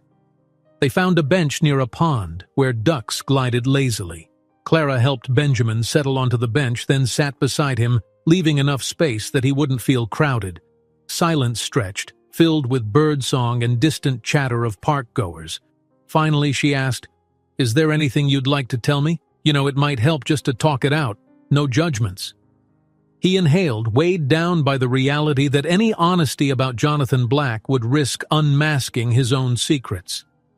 "Not much to say," he said at last. "He was involved in some business ventures of mine back when I still thought my life would be a certain way. Now it's different. I don't want to reopen old wounds." She studied his profile, noticing the slightest hint of sadness in his expression. "I understand," she replied gently. "But if he's in town, he might persist in trying to see you. Do you plan to ignore him?" Benjamin turned his head as though gazing in her direction. "Yes. If he comes by again, just tell him I'm not available." He paused, exhaling. "Let me handle the rest." Clara gave a slow nod. She wanted to offer reassurance, but also felt wary about pushing him. Whatever Jonathan Black represented, it clearly stirred unease. "All right," she said simply. "I won't press you." As they sat there, an elderly woman feeding ducks approached, offering them a friendly smile. Clara and Benjamin exchanged brief pleasantries with her, and the woman continued on her way. The brief encounter reminded Clara how ordinary it could feel to be out in the world, away from hushed anxieties and legal documents. She longed for more simple moments like these, ones not overshadowed by secrets. Yet, despite the tranquil setting, Clara remained aware of an emotional wall around Benjamin. He tried to appear relaxed, tilting his head to listen to the ducks, occasionally offering a dry comment about how he used to feed them as a child, a half-truth he constructed. But she sensed the tension behind his mask. Deep down, she found herself wanting to be the person who broke through that wall, who gave him a space to open up. It was risky. She had to remain professional. But caretaker roles often blurred these lines, especially when the patient seemed so lonely. "Are you okay?" she asked softly, turning slightly toward him. He parted his lips, but no sound emerged at first. In truth, Benjamin felt a complicated swirl of guilt and longing. Sitting beside Clara, hearing the sincerity in her voice, made him yearn to confide in her fully. But how could he? The secret he carried, pretending to be blind just to test her authenticity, undermined everything genuine she showed him. He trailed off, weighing his words. "I'm trying to figure out how to navigate life in the present without letting the past intrude." "That makes sense," she said, sliding just a bit closer, though still giving him space. "The past can be heavy." He gave a faint nod. "It can. But I appreciate you being here, helping me see the good parts of what's around me." The phrasing struck her, and for a moment, she felt a small flutter in her chest. Yet she tempered it, reminding herself he likely meant it in a general sense. "I'm glad," she answered, though her voice carried a warm softness. They lingered at the park longer than planned, enjoying the mild breeze and the occasional flurry of autumn leaves drifting down. Eventually, Clara guided him back along the path, passing a small kiosk selling hot pretzels. The smell was too tempting to resist. She approached the vendor, excitedly describing the toppings to Benjamin: salt, cinnamon sugar, mustard. He let out a genuine laugh when she offered to feed him bits of the pretzel. "I think I can manage," he joked, humor peeking through his guarded demeanor. When they headed home, Clara felt as though a bit of weight had lifted from Benjamin's mood. The specter of Jonathan's arrival might still loom, but at least for a little while, they'd found an easy companionship in the park, free from watchers or old obligations. That companionship was tested later that afternoon. Clara was in the living room, flipping through a home care magazine while Benjamin rested upstairs. The landline rang, again, and she picked up, bracing herself. "Hello?" "Yes, hello," an unfamiliar female voice said. "I'm looking for Ben Davis. Is he in?" Clara's pulse sped up, another stranger. "He's resting. May I ask who's calling?" The pause on the line was shorter than last time, more direct. "It's Rachel Ortiz. I'm an old friend. I heard he was in town and wanted to reconnect." Yet again that phrase, an old friend. A warning prickle ran through Clara's mind. 2 visitors from his past in as many days? Something was definitely up. "I'm sorry," she said, voice carefully calm. "He hasn't mentioned you. Is it urgent?" A sharp exhale on the other end. "Look," Rachel said, tone bordering impatience. "It's important I speak to him. Please tell him I'll be at the Rivera Hotel for the next week if he wants to get in touch. Otherwise, I'll just stop by in person." Clara stiffened, hating the subtle threat in Rachel's words. "I'll let him know. Good day." She hung up, her mind swirling. Another well-dressed visitor? Another piece of his so-called past? She was starting to sense that Benjamin's old life might be far more complex than he admitted. Whether it was business associates, family, or something else, these arrivals were not random coincidences. Though she didn't like hiding things, she decided to wait until he came downstairs. She wouldn't wake him just to share more stress. But the phone call hung heavy in the air. Did she really know Benjamin at all? When he finally emerged, glasses in place and cane tapping lightly on the banister, Clara let him settle on the sofa before speaking. Her posture was tense, arms folded. He picked up on it immediately. "Everything all right?" She exhaled. "Someone named Rachel Ortiz called while you were resting. Says she's an old friend who wants to see you. She'll be staying at the Rivera Hotel for a week." Benjamin's face went pale, tension flooding his jaw. "Rachel, too?" he muttered under his breath, bitterness tinging his tone. Clara studied him. "Yes, that's what she said." She sounded insistent, like Jonathan. "Who are these people, really? Are they just random acquaintances?" He hesitated, mind racing for a credible half-truth. "They're from my prior work," he said vaguely. "We parted ways. They're probably trying to re-establish contact for personal gain." Her lips pressed into a line. She sensed the avoidance but didn't push him yet. They both had the same tone, like they'd find you no matter what. "Are you sure ignoring them is the best idea?" Benjamin swallowed. He knew how relentless Rachel could be. She was an old flame of sorts, someone who, in his life as Benjamin Lancaster, had connections to certain investments. She'd tried leveraging their relationship before, and now, if she tracked him under this alias, it spelled serious trouble. "Yes," he insisted quietly. "I don't want them in my life. I can handle it, Clara. Just trust me on this." Trust me on this. The words hung in the air. She offered a reluctant nod. "Okay, but if they show up again, I can't just turn them away unless I have a stronger explanation." He sighed, clearly torn. "Then tell them I have no interest in speaking to them, that I'm dealing with health issues. Anything." Clara frowned, worry knitting her brow. "I'm not comfortable lying for you, Mr. Davis. Maybe it's better if you just talk to them. Let them know you need space." His voice tightened. "I wish it were that simple." For a moment, conflict brewed between them. Clara felt caught between her sense of honesty and her desire to honor his wishes. She also felt protective of him. She didn't want him to be ambushed by people who might exploit him. Meanwhile, Benjamin wrestled with the knowledge that the more he stonewalled Rachel and Jonathan, the more suspicious Clara might become. Yet he couldn't risk letting these two anywhere near his carefully constructed lie. Finally, he forced himself to soften. "Clara, I value your help more than I can say. You're right, you shouldn't have to lie. But please, for now, can we just postpone dealing with them? I'm not ready." My life is complicated enough as it is." She studied his posture, the slump of his shoulders, the faint tremor in his voice. "All right," she relented. "I won't seek them out, but if they come back here, I'll tell them you're not seeing visitors. That's all I can do." He relaxed slightly. "Thank you." That evening, an uneasy silence blanketed the house. Clara busied herself with chores, then retreated to her room early, her mind spinning with questions. Who were Jonathan and Rachel really? Why were they so determined to see Benjamin? And why did it rattle him so deeply?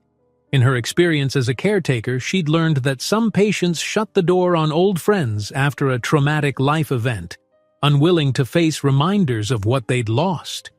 If that was Benjamin's situation, it made sense. Yet something in her gut insisted there was more to the story.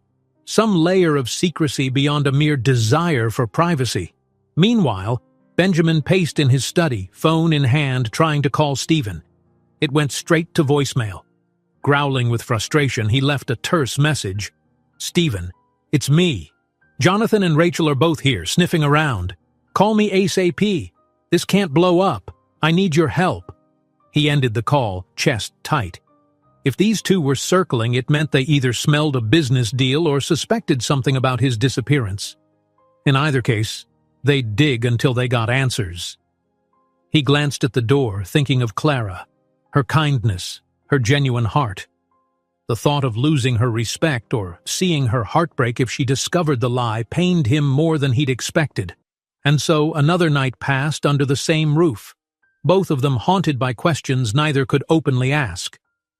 Soon enough, those questions would demand answers.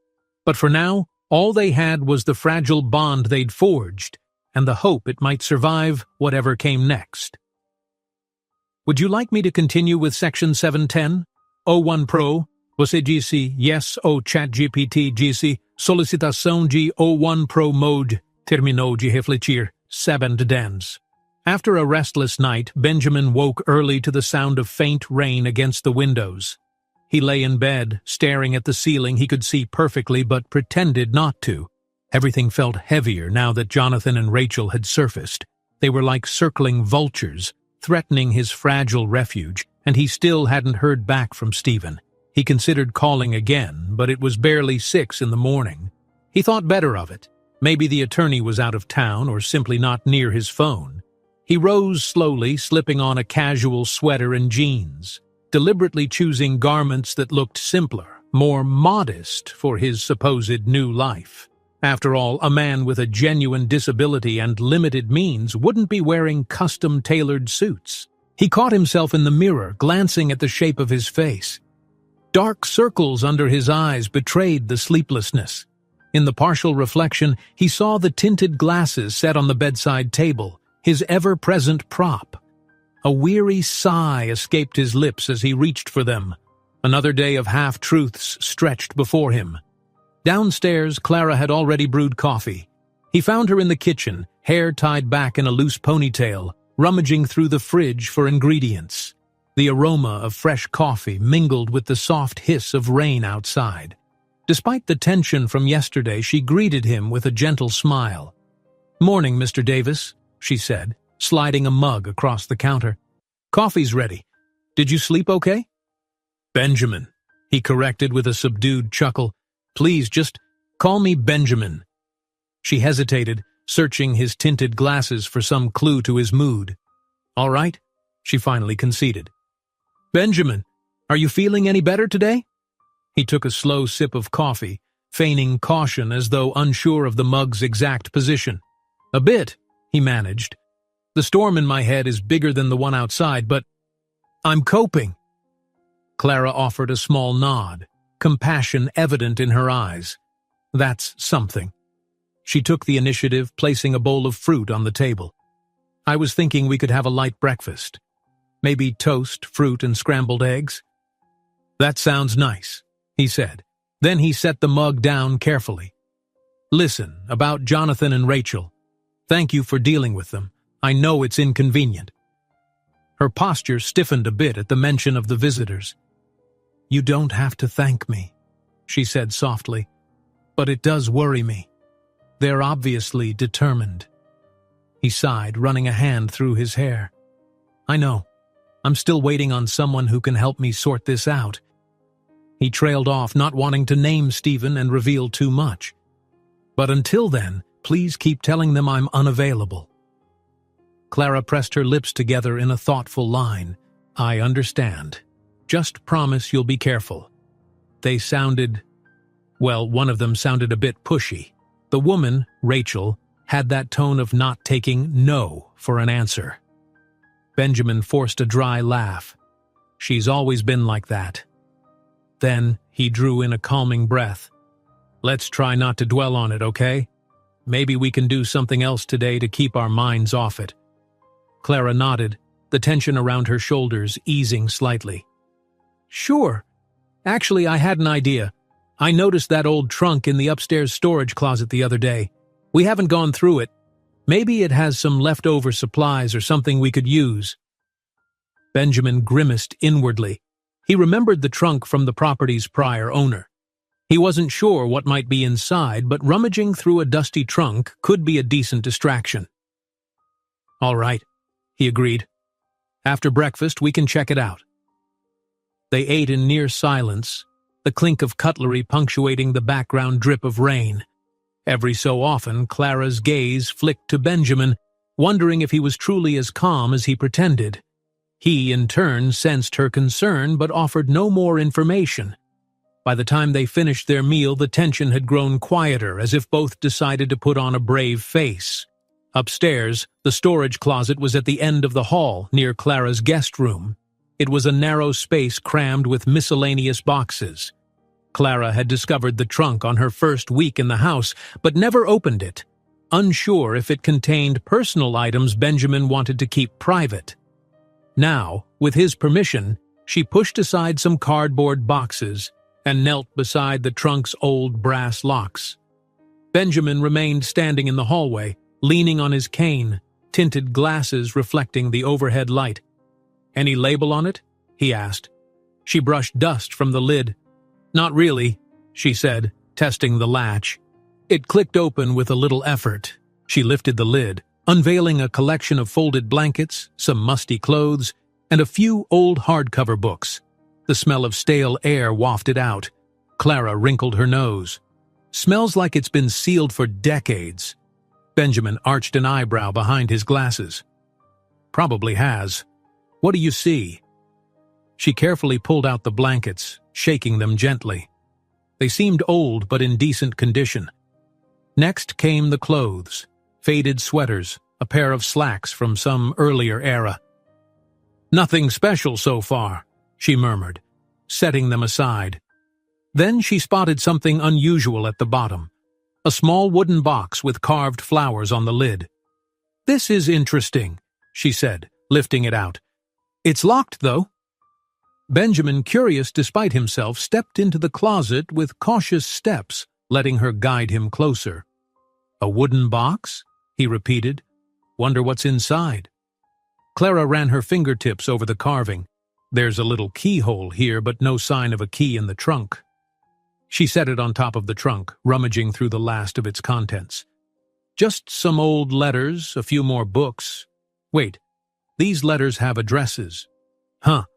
They're addressed to someone named Millicent." Benjamin tilted his head. "Millicent, maybe the previous owner?" Clara shrugged, scanning the faded envelopes. "Possibly. Should I open one?" He hesitated. "It's not our mail, though the house is ours now. Still, it might feel intrusive." She gave him a thoughtful glance. "You're probably right. But it's also possible the letters are decades old and have no significance. Let's see if they mention anything about a key. Otherwise, the box remains a mystery." With gentle care, she slid out one envelope, noticing the postmark was from over 20 years ago. She opened it slowly. "It's dated 1998, she murmured, eyes skimming the neat handwriting. "It's from someone named Harriet writing to Millicent about life changes, selling a property." She trailed off, scanning. "Oh, it mentions a small carved box that Harriet left with Millicent, containing keepsakes from their mother."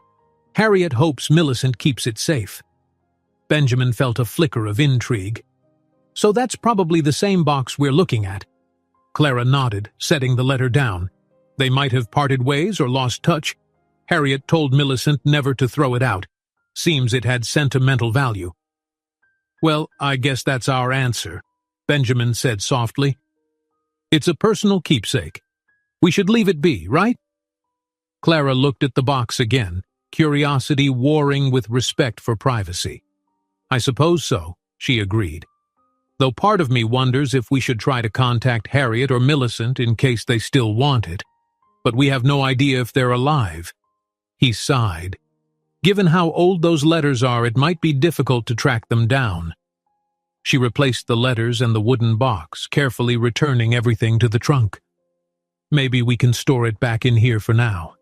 If we stumble upon a clue or someone who knows these folks, we can mention it.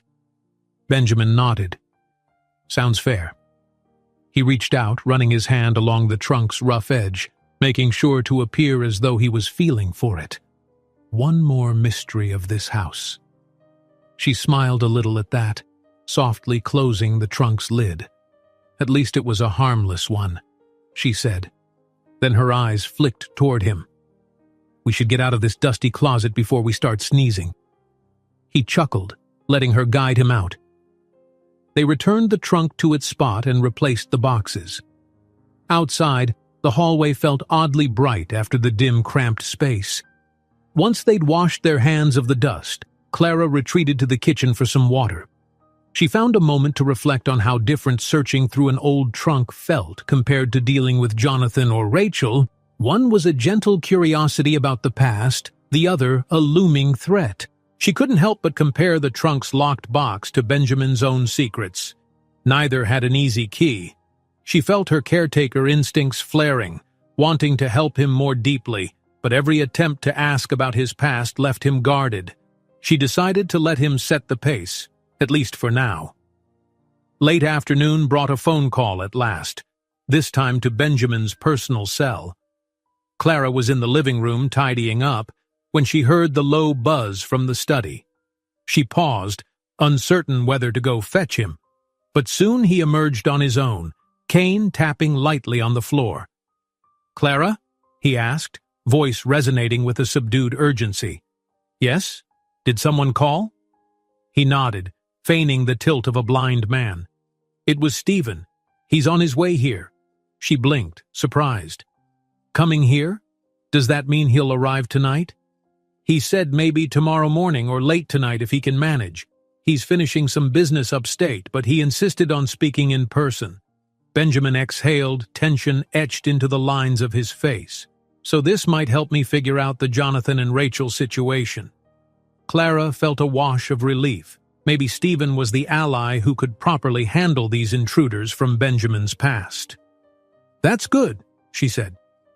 "Do you think he'll want to stay over? Should I prepare a guest room?" Benjamin shook his head. "He'll likely just pop in, handle what's needed, and leave. Stephen's not the sit-and-chat type, but thank you for offering."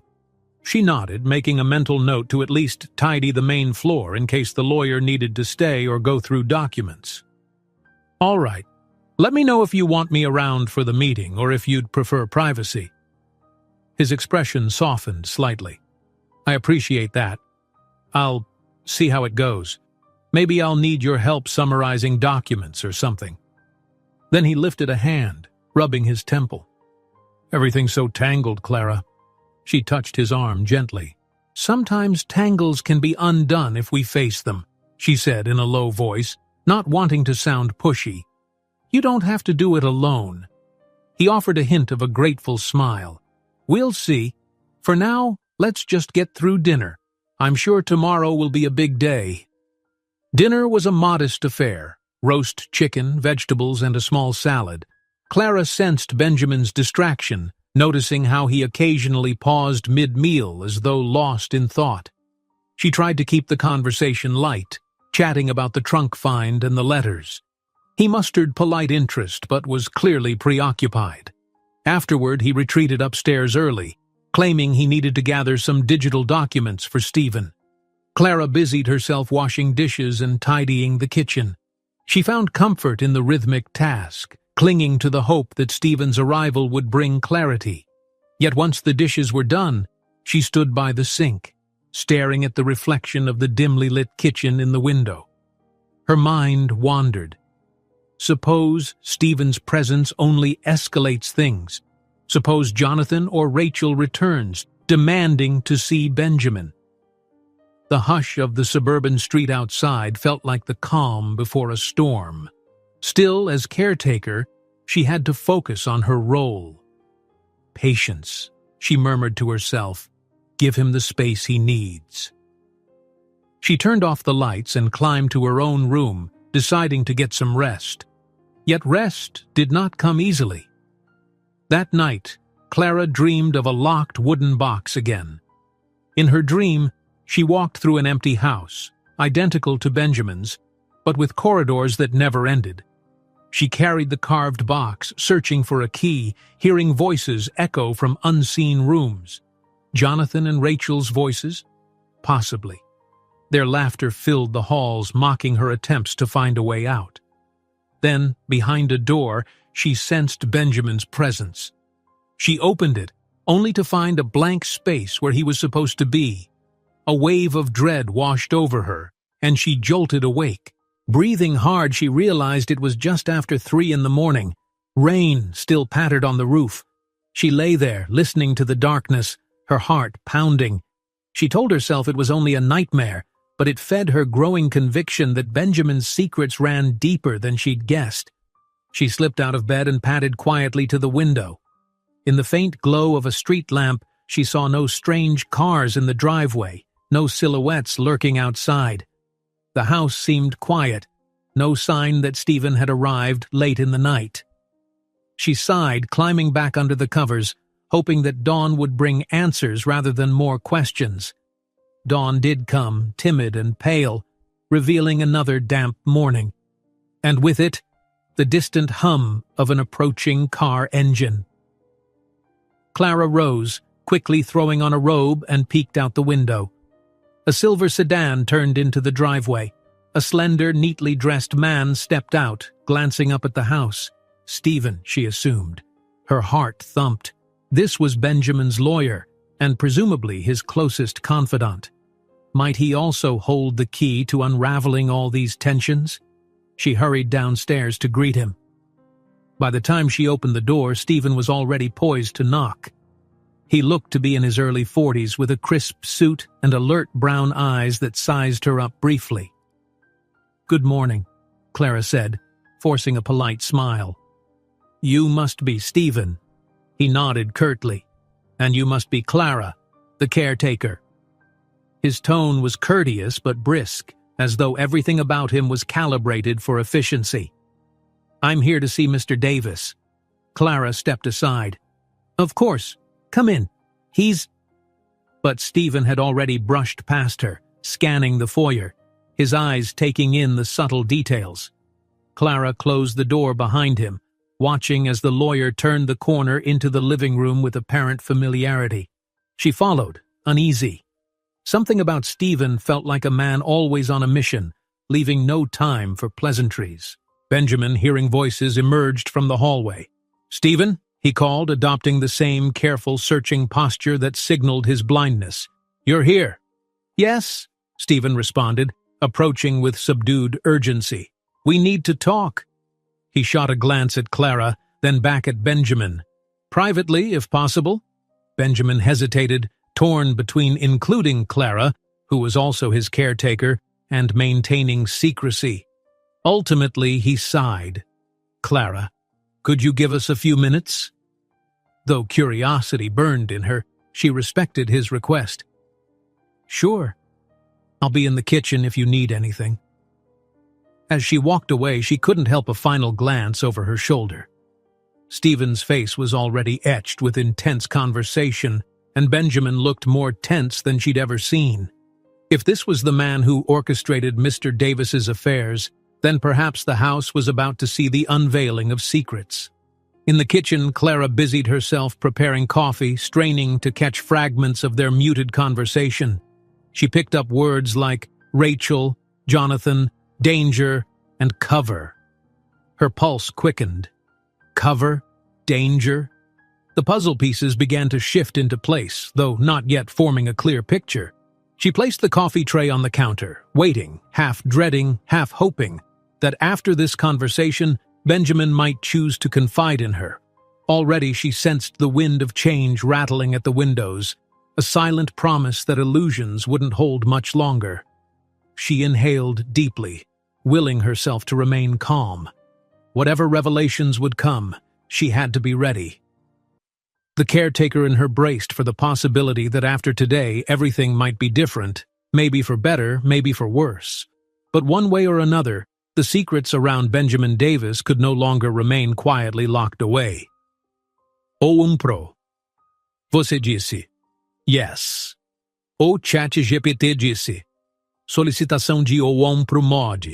Pensou por 3.554 From the kitchen, Clara could hear the low murmur of Benjamin and Stephen's conversation in the living room.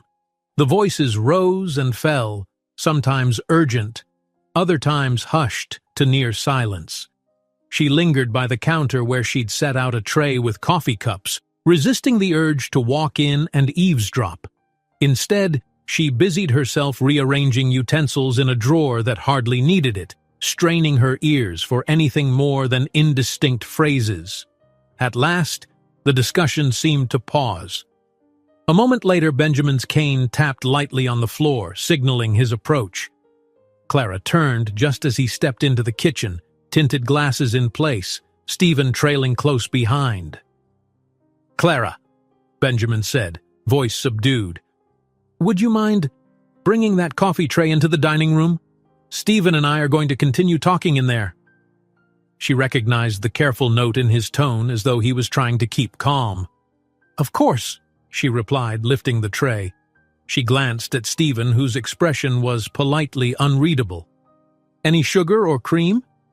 Stephen shook his head once. "Black, thanks." Nodding, Clara led them into the dining room. It was a modest space with a round table draped in a pale blue cloth.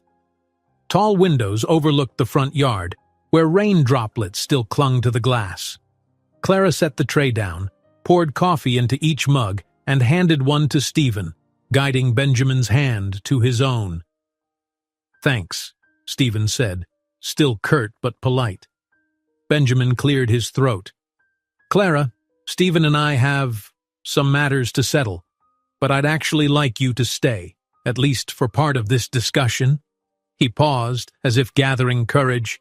"He might need your help with reading or referencing certain documents, and I think you should hear some of what's going on." Clara's surprise must have shown in her eyes because Stephen's jaw tightened momentarily. Still, he inclined his head in agreement, though his tone remained brisk. "Yes, well, if you want her present, that's your call." Benjamin exhaled, pulling out a chair. "Sit, please, both of you." Stephen waited until Clara sat down, then took the seat opposite Benjamin, setting his coffee aside. "We have a situation. Rachel Ortiz and Jonathan Black. They know you're here, and they're poking around. If they dig too deep—" "I know," Benjamin cut in, sounding both resigned and worried. "Clara's already had to deal with them showing up or calling. It's not fair to her." Clara folded her hands in her lap, heart pounding.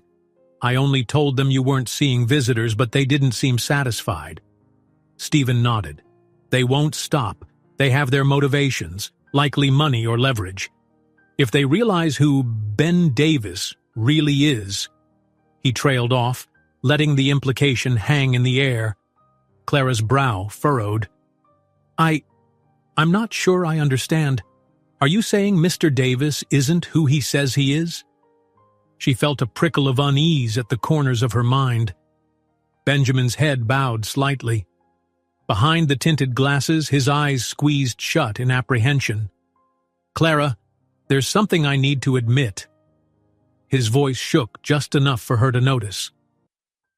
"When you came to work for me, you only knew that I was a man who'd lost his sight in an accident and needed a caretaker. That's true as far as the job is concerned, but not the rest.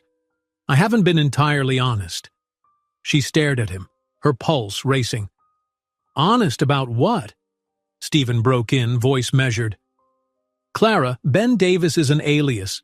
Benjamin needed to step away from his former life, where he was well known and, let's say, targeted by opportunistic individuals. He chose to live quietly under a different name to see if he could find genuine relationships, people who weren't after his money or his public image. Clara felt as though the air had been knocked from her lungs. Wait, she said, turning to Benjamin. So you're not just some average guy starting over. You're someone with money? Power? Someone famous? Benjamin swallowed hard. Something like that. She had to take a moment to process, remembering Jonathan's slick car, Rachel's commanding tone. It made sense that they'd come hunting if Benjamin had serious wealth. Why not just tell me from the start? She asked, her voice lower now, laced with hurt. I would have taken the caretaker job regardless of your past. Stephen cut in again. He had reasons to test the sincerity of those around him. Too many people have used him for personal gain. We set up this ruse, the new identity, the story of losing his sight in an accident. Wait. Clara froze, her mind catching on the phrase. The story of losing his sight. Are you saying he's not actually? Benjamin's hand gripped the edge of the table. Clara, please, let me explain. His voice quavered, guilt evident.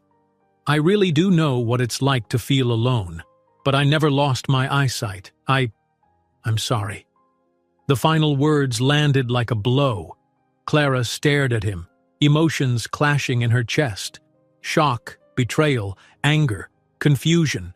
For weeks she had guided him, rearranged the kitchen for him, protected him from strangers, all under the belief that he was blind. And now he was admitting it was a lie?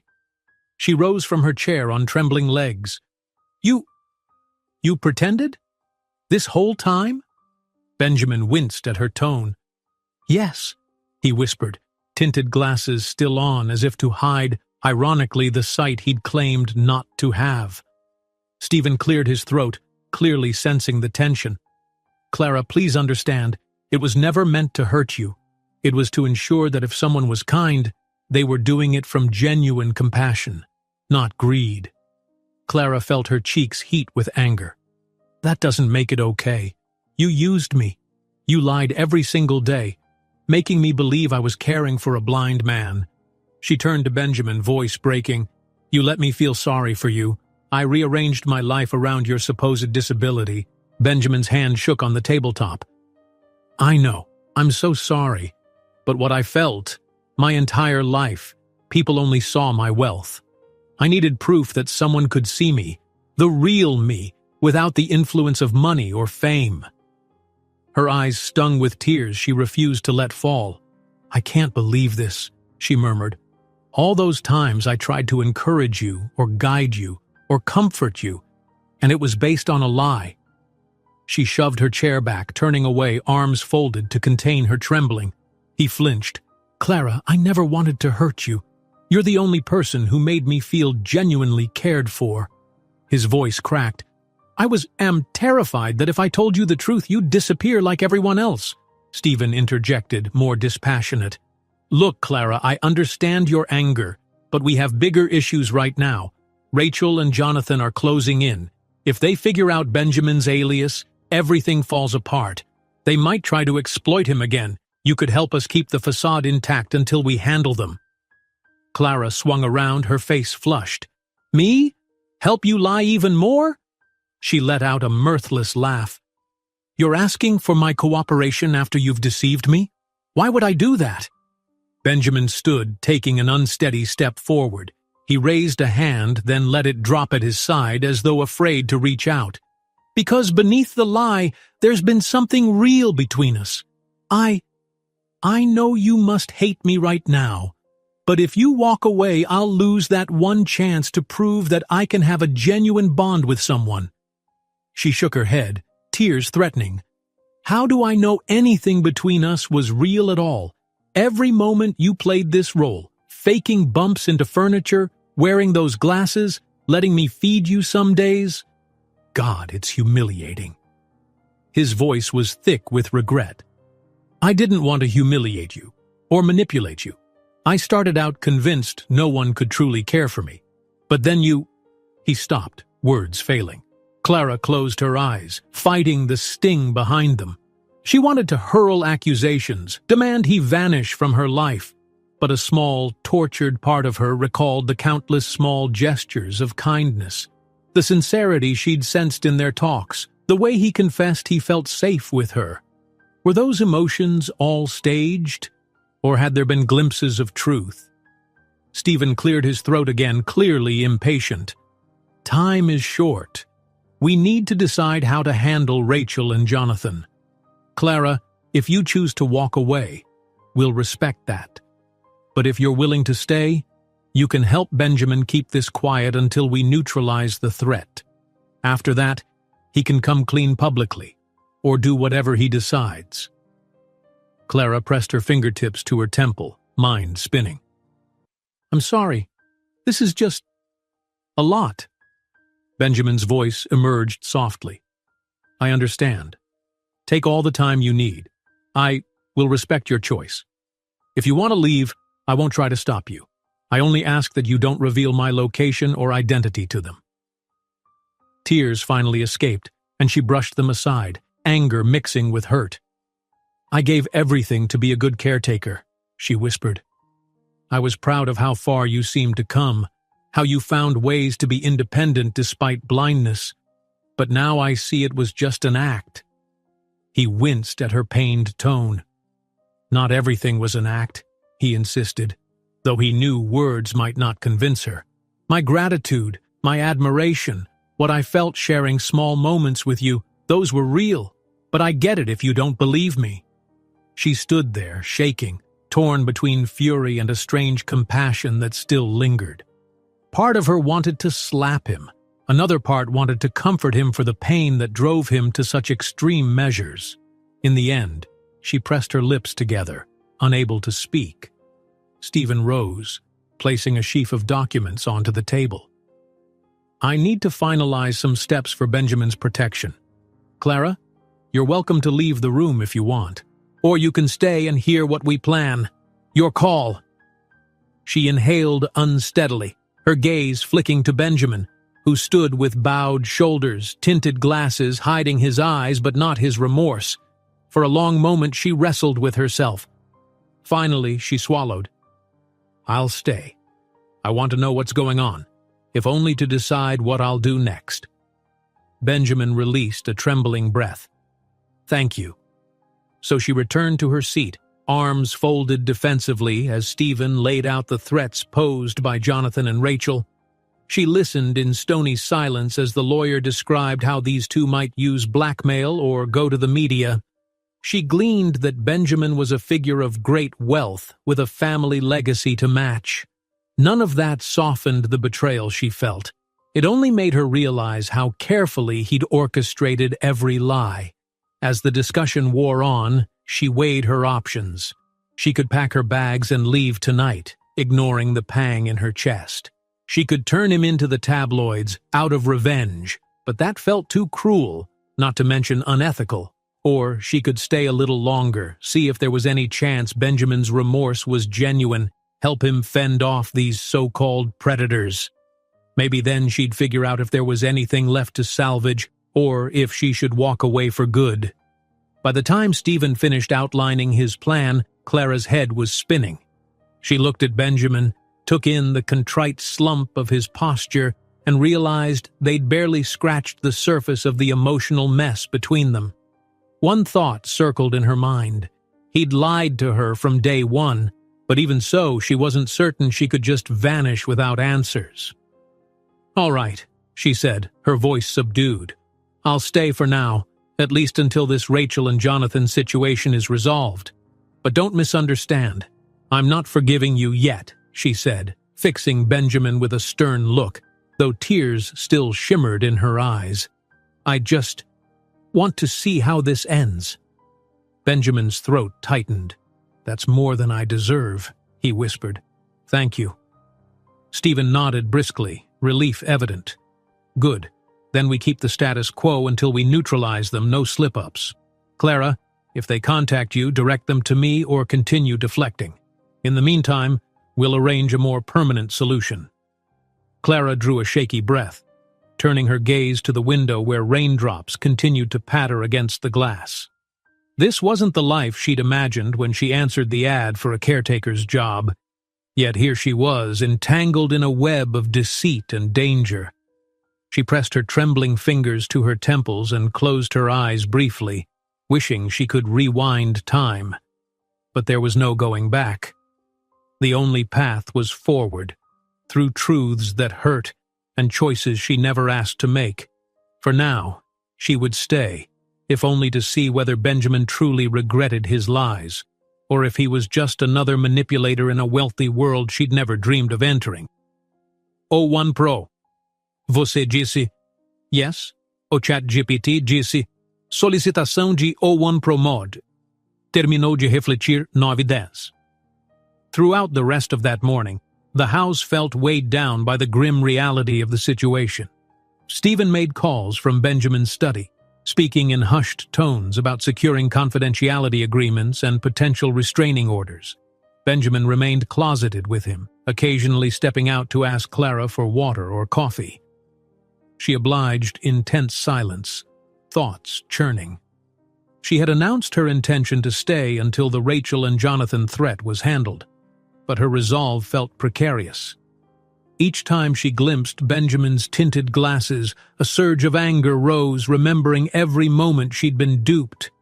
Yet beneath the anger, she felt a pang of sorrow for the lost trust and the awkward affection she'd once believed was mutual. By midday, the rain outside intensified, turning the windows into sheets of streaming water. Clara prepared a simple lunch, sandwiches, fruit, and tea, but found no appetite for herself. She set plates on the dining table, then knocked on the study door. "Lunch is ready," she said curtly. Stephen glanced up from a laptop, while Benjamin stood near the desk, arms folded. Both looked equally stressed. "Thanks," Benjamin said in a subdued tone. "We'll be out in a minute." She turned, giving Stephen a brief nod before returning to the kitchen. Minutes later, they both emerged and sat at the table with her, no one speaking initially. The atmosphere was awkward, heavy with unspoken tensions. Outside, thunder rumbled faintly. Clara broke the silence. "So, does Rachel or Jonathan have any clue where you actually come from? I mean, if they track your identity—" She trailed off, shrugging. Stephen exchanged a glance with Benjamin. "They know him from his old life. But we've tried to sever records that link him to this property and the alias Ben Davis. The worry is that they'll guess who he really is if they keep snooping. They might approach the media or use blackmail." Clara fidgeted with her teacup, a swirl of frustration building again. "All of which could have been avoided if you'd just been honest with me. I could have helped from the start." Benjamin's shoulders sagged. "I was afraid of scaring you away." She let out a small, scoffing laugh. "Well, you ended up scaring me anyway, but in a different sense." A tense moment followed.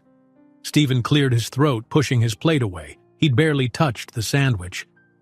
"We have a plan to keep them at bay.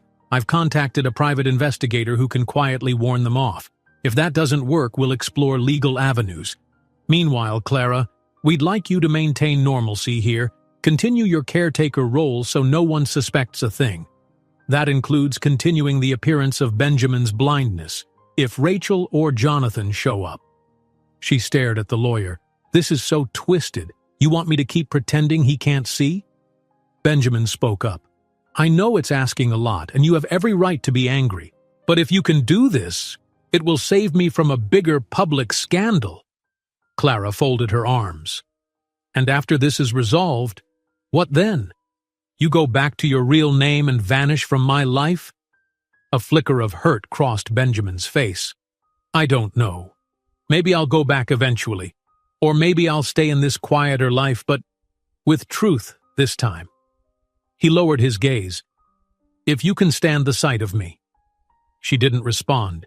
Instead, she rose from the table, gathered plates, and carried them to the sink. Her mind swirled with conflicting impulses. Part of her wanted to walk out the door, leave them to their expensive lawyers and tangled secrets. Another part, a quieter, more compassionate side, still felt drawn to the glimpses of sincerity she'd seen in Benjamin. Her internal debate was interrupted by the jarring ring of the landline phone. She stiffened, glancing at Benjamin and Stephen. "I'll get it." They both stood. "Put it on speaker," Stephen said firmly. Clara nodded, picking up the receiver and pressing the speaker button. "Hello?" An all-too-familiar voice echoed through the static. Jonathan Black. "Ah, caretaker, good you picked up. I was hoping to speak with your boss. Is he around?" Clara shot a look at Benjamin, who frowned deeply. Stephen gestured for her to keep calm. "Mr. Davis is resting," she said coolly. "He's not available." Jonathan made a faint tisking sound. "See, that's interesting because I happen to be outside, parked right down the road. I can see the lights on. Doesn't look like someone who's resting." A flush of anger rose in Clara's cheeks. So Jonathan was surveilling them now? She glanced at Stephen, who was mouthing, "Stay calm." Benjamin leaned closer, tension radiating from him. "I'd prefer if you didn't lurk around," she said, trying to keep her voice steady. "Mr. Davis isn't in the condition to deal with uninvited guests." Jonathan chuckled, a low, mocking sound. Sure. His condition. Well, caretaker, I'm giving you a heads up. I've got some urgent matters to discuss with Mr. Davis, and I'm not leaving town until I do. So you can keep me at arm's length or let me in, your choice." Clara exhaled shakily. "We've told you, he can't see visitors." Silence hung on the line for a beat. Then Jonathan's voice dropped to a menacing undertone. "Is that so? Because I've heard rumors that your boss might be more capable than he lets on." Clara's throat constricted. Her gaze darted to Benjamin, who looked stricken. Stephen grabbed the phone from her hand, stepping in decisively. "Mr. Black, this is Stephen Monroe, attorney for Ben Davis. If you continue to harass my client—" "Harass?" Jonathan's laughter cut him off. "I'm doing him a courtesy, actually. I have information that will blow his little game wide open if he doesn't speak to me. So I suggest you watch your threats, counselor. I know who you really are, and I know who he really is." Benjamin's face paled. Stephen pressed his lips into a thin line. "If you release any slanderous allegations, we'll sue you for libel." "Slander, libel, who cares?" Jonathan said, voice dripping arrogance. "We all know there's enough proof to bury your client in a media circus, so let's not pretend. Tell him to meet me tomorrow at noon in the old dockside warehouse near the East Bridge. Alone. If he's not there, well, you'll see." Before Stephen could reply, Jonathan ended the call. The line clicked, leaving the three of them standing in tense silence, the phone's dial tone humming ominously. Stephen finally placed the receiver down. That escalated fast. Benjamin sank into the nearest chair, tinted glasses reflecting the overhead light. "He knows. Or at least he suspects," he muttered. "The warehouse. That's a place from one of our old deals. He's basically challenging me to come out of hiding." Clara hovered, hands pressed against her mouth. "He's blackmailing you, isn't he?" Stephen nodded grimly. "Sounds like it. He might have some documents that tie you to certain business dealings, or maybe he's bluffing." Benjamin exhaled shakily. "Either way, he wants a confrontation. If I don't go, he'll go public. If I do go, he'll probably demand money or some other favor. He's not going away easily." "And what about Rachel?" Clara asked, nerves on edge. Stephen shrugged. "Haven't heard from her yet, but they could be working together." Clara felt outrage spike. "You can't just march down to a shady warehouse. That sounds dangerous." Benjamin raked a hand through his hair. "Maybe I should. I need to face him somehow. Stephen, can we set up some legal intervention?" Stephen pursed his lips. "We could try an injunction or a restraining order, but that takes time, and Jonathan might leak everything before we see a judge. Honestly, if he's bluffing, calling his bluff could work, but if he's not—" A storm of thoughts whirled in Clara's mind. She wanted no part of clandestine meetings with blackmailers, yet she was entangled in it now. "This is insane," she whispered. "Couldn't you just walk away from him? Let him go to the press?" Benjamin removed the tinted glasses, rubbing his temples. He made sure not to raise his eyes too high, still wary of revealing the ease of his sight to Clara even now. "If it goes public, I might salvage my fortune, but the scandal would be huge. My family name, every philanthropic effort, I'd be ridiculed or accused of toying with people's empathy. I'd lose any chance of normalcy." Clara stared at him, empathy warring with resentment. She knew the media could be ruthless, especially with a story like this. "So you're actually considering meeting him?" Stephen blew out a breath. "If you do, at least let me hire security or go with you. Don't face him alone." Benjamin hesitated, glancing toward Clara. I have to handle it alone. If I bring a lawyer or bodyguards, Jonathan might just bolt, or worse, lash out. He wants me personally." Clara's heart twisted at the resigned look on his face. Despite her anger, she couldn't help imagining how frightened he must be. "You're going to walk in pretending to be blind?" she asked, voice trembling. Benjamin's lips curved into a humorless half-smile. "Yes, ironically enough, unless we want the ruse exposed on the spot." Stephen set his jaw. "This is risky, but maybe we can stage some backup at a distance. Clara," he turned to her, "I know you're not comfortable with more deception, but we might need you to keep up the caretaker role if Jonathan tries to show up here again before the meeting. Keep him calm, in the dark." She swallowed hard. "I'll do what I have to prevent this from blowing up, but don't mistake that for condoning the lies." Benjamin nodded. "I understand. Once this is over, I'll face the consequences of my actions. But first, let me see if I can resolve Jonathan's blackmail." A thick silence fell. The three of them remained there, caught in the swirl of half-formed plans. Outside, the rain hammered on, as though echoing the turmoil within the house. Finally, Stephen rose. "I'll call the investigator. We'll arrange some discreet backup at the warehouse tomorrow. Benjamin, we'll go over the logistics tonight."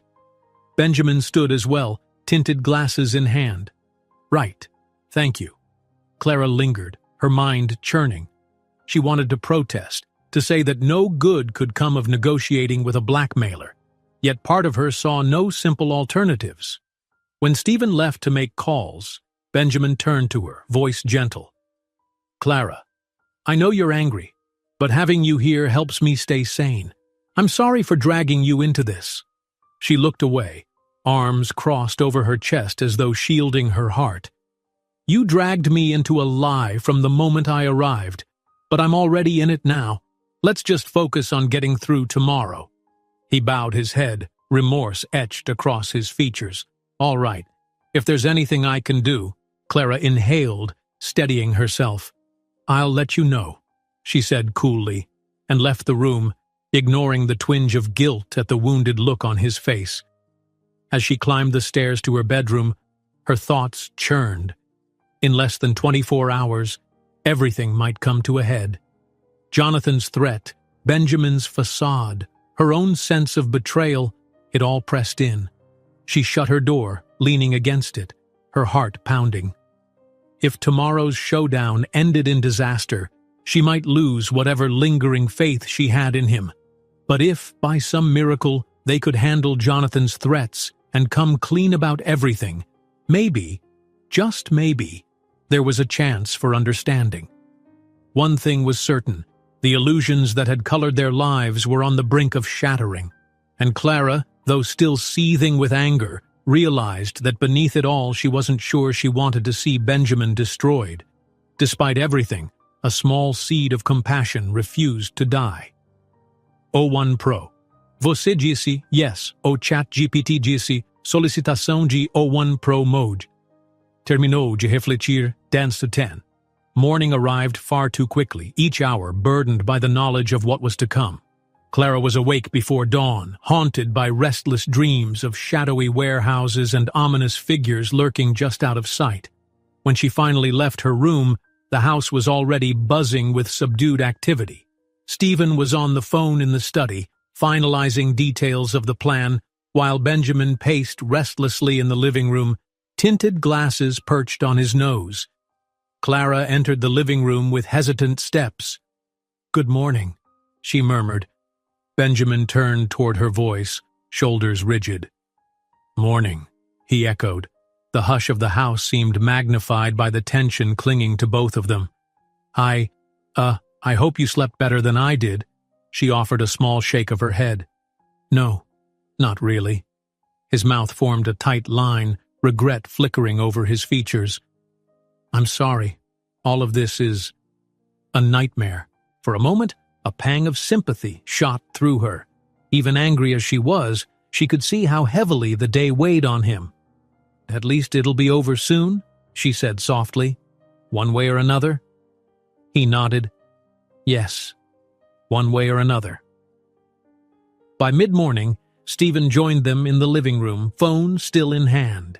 He wore a crisp suit and a grim expression. "All right," he said, scanning the tension in the room. "I've spoken to the private investigator. He'll be in a car nearby, ready to intervene if things go south, but he won't move unless we give a signal." Benjamin rubbed the back of his neck. "And you're sure that's wise? Jonathan might notice any sign of a tail." Stephen exhaled. "We'll keep it subtle. But we can't let you meet a blackmailer alone, unprotected. At least this way, if he tries something more threatening than an extortion attempt, we can step in."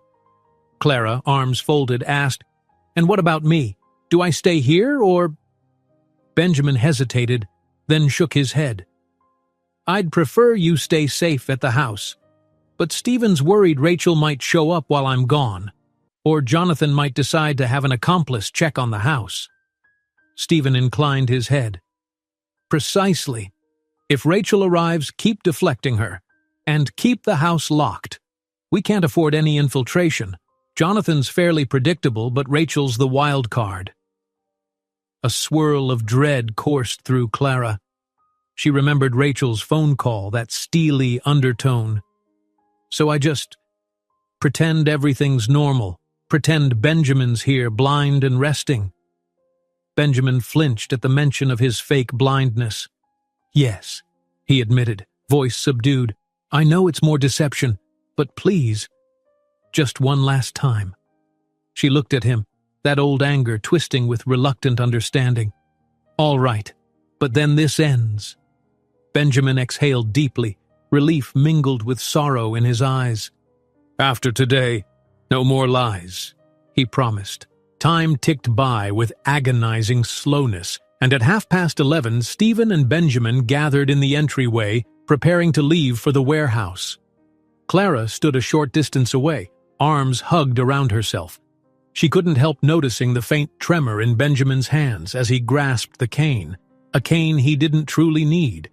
He must have seen her concern. With tinted glasses shielding his gaze, he turned toward her. I know I have no right to ask you for reassurance, but is there anything you want to say, in case this all goes wrong?" Clara's breath caught. For a moment, raw words clawed at her throat, accusations, pleas, confessions. She wanted to ask if he'd truly cared about her or if it was just convenient. But now wasn't the time. The man in front of her was about to risk everything, confronting a blackmailer who could ruin him. She settled on honesty that didn't compromise her anger. "I'm still angry, Benjamin, and I'm hurt, but—" Her voice softened despite herself. "Be careful. I don't want you getting hurt or humiliated. No matter how I feel about your lies, I don't want you destroyed." His chin dropped, relief mingling with regret. "Thank you," he whispered. "I'll be back. I promise." Stephen checked his watch. "We should go." He opened the door, and the two men stepped into the drizzling rain, disappearing into a discreet black sedan parked at the curb. Clara watched from the doorway, heart pounding, until the car turned the corner and vanished. Left alone in the house, she felt every second stretch into an eternity. She tried to keep busy, tidying the kitchen, wiping down counters that were already spotless. The old clock on the wall ticked mercilessly. Noon would come soon. Then the confrontation, the unknown. The ring of the landline phone startled her out of her thoughts. She rushed to answer, pulse racing. "Hello? I'm looking for Mr. Davis," came a female voice. "Rachel, we have unfinished business." Clara steeled herself. "He's not available." "That's not surprising," Rachel said, her tone cool, "but I have no intention of waiting any longer." "Where is he?" Clara swallowed. He's resting. Are you always this pushy?" Rachel let out a short laugh. "I'm pushy because I know what's going on. Tell him if he keeps dodging me, I'll show up at the house in an hour. Let's see him pretend he can't see me." She hung up before Clara could respond. An icy tremor slid down Clara's spine. The last thing she needed was Rachel barging in. She glanced at the clock. 11:50. Benjamin and Stephen would just be arriving at the warehouse. She grabbed her cell phone, tried calling Stephen. No answer, it went straight to voicemail. She tried Benjamin's cell, but it too rolled to voicemail. They were likely en route or preparing for the confrontation, phones set to silent. "Damn it," she muttered. She'd have to handle Rachel herself. At the warehouse near the East Bridge, the air felt thick with humidity and the smell of old metal. Rain dripped through broken skylights, forming puddles on the concrete floor. Jonathan Black stood near a cluster of crates, arms folded, as the black sedan pulled up to a sagging doorway. He wore an expensive trench coat, exuding a calm confidence despite the rundown surroundings. Benjamin stepped out first, tapping his cane on the wet ground, tinted glasses reflecting the gloomy light. Stephen exited next, looking tense. The attorney shot Jonathan a warning glare as they approached. "Well, well," Jonathan drawled, glancing from Stephen to Benjamin. "You actually came." Benjamin swallowed, posture rigid. "Let's get this over with," he said, keeping his voice firm. "What do you have?" Jonathan smirked. "Plenty. Photos, documents, references to your hidden identity, enough to let the press have a field day with your saintly persona, or to tip off certain investors who'd love to buy out your family's holdings at a discount if your reputation plummets." Stephen raised a hand. "So you want money to keep quiet?" "Money, yes," Jonathan said with a casual shrug. "But I also want a piece of the empire. I've been overshadowed long enough. You owe me for deals that never went my way. I figure a nice chunk of your assets will be enough to satisfy me, and Rachel, if she plays ball." Benjamin's jaw clenched. "You're dreaming if you think I'll just sign over my fortune because of your threats." Jonathan's eyes glinted. "I think you will, to avoid exposure. Don't forget, I know about your caretaker charade. The public would eat that up. Poor little rich boy faking blindness, humiliating those around him. It'd be a scandal no PR team could fix." Stephen stepped in. "We could sue you for blackmail." Jonathan barked a laugh. "Go ahead. Then I'll leak everything and you'll spend months in court while your reputation drowns in media slime." He opened his coat, retrieving a slim folder from an inside pocket. "Sign a preliminary agreement that you'll transfer me a controlling stake in certain holdings, and we keep it all hush-hush. You can go back to playing blind with your caretaker or whatever else you do." Benjamin's hands tightened on the cane. Anger and shame warred in his chest. "I'm done lying," he muttered. "No more, and I won't be blackmailed." Jonathan's smirk faded. "Then you leave me no choice." He pulled out a phone, thumb hovering over the screen. "A single tap sends my file to half a dozen reporters. 10 minutes later, you're the headline." Stephen tensed, shooting Benjamin a look that begged for calm. "Jonathan," he said carefully, "maybe we can negotiate a lesser share or a financial settlement, something that doesn't compromise the entire empire." Jonathan's lip curled. "Nice try, counselor, but I've come too far for scraps. This is my moment." Meanwhile, at the house, Clara paced anxiously, bracing for Rachel's arrival. The clock read 12:10. She'd tried Stephen again, Still no response. Outside, the rain battered the windows. Then, as expected, she heard the crunch of tires on wet gravel. A car door slammed. She rushed to the foyer just as the doorbell rang. Sharp, insistent. Gritting her teeth, Clara opened it a crack, peering out. Rachel stood there in a sleek black raincoat, hair damp but her expression sharp as a knife. "Move!" Rachel snapped, pushing the door open. "I'm seeing Ben Davis. Now!" Clara braced herself, blocking the entrance. "He's not here," she said firmly, mind racing for a believable excuse. He had a medical appointment." Rachel's dark eyes narrowed. "Sure he did. Funny that he always vanishes when I show up. It's almost like he's avoiding me." "I told you, he's in no state for visitors," Clara repeated. She tried to recall all the caretaker's lines from before. "Between his condition and the stress you're causing, it's not good for him." Rachel snorted. "Condition, yeah. I've heard rumors that dear Mr. Davis might not be so helpless after all." She glanced past Clara, scanning the hallway. "Let me see for myself." Clara's heart pounded. "I'm sorry, but I can't let you in. If you don't leave, I'll call the police." Rachel arched an eyebrow. "Go ahead, but I bet the police would be interested in a caretaker covering up a wealthy man's false disability. That's fraud, honey, if he's receiving any government benefits or private insurance. Want to test it?" Clara's gut twisted. She had no idea if any insurance fraud was technically in play, but she wasn't going to cave. "He's not receiving benefits," she said, voice shaking. "We're not doing anything illegal." Rachel gave a mocking smile. "Well, we'll see about that. Now step aside, or do you want me to push past you?" For an instant, Clara considered letting her in, but that would blow the entire ruse if Rachel found the house empty. Summoning her courage, Clara squared her shoulders. "I can't let you pass." Rachel smirked, stepping forward menacingly. Just then, a flash of headlights appeared at the end of the driveway. Another car was pulling up. Rachel snapped her gaze over her shoulder, eyes narrowing. The new arrival was an unmarked sedan, and two men in suits emerged, swiftly approaching. One flashed a badge.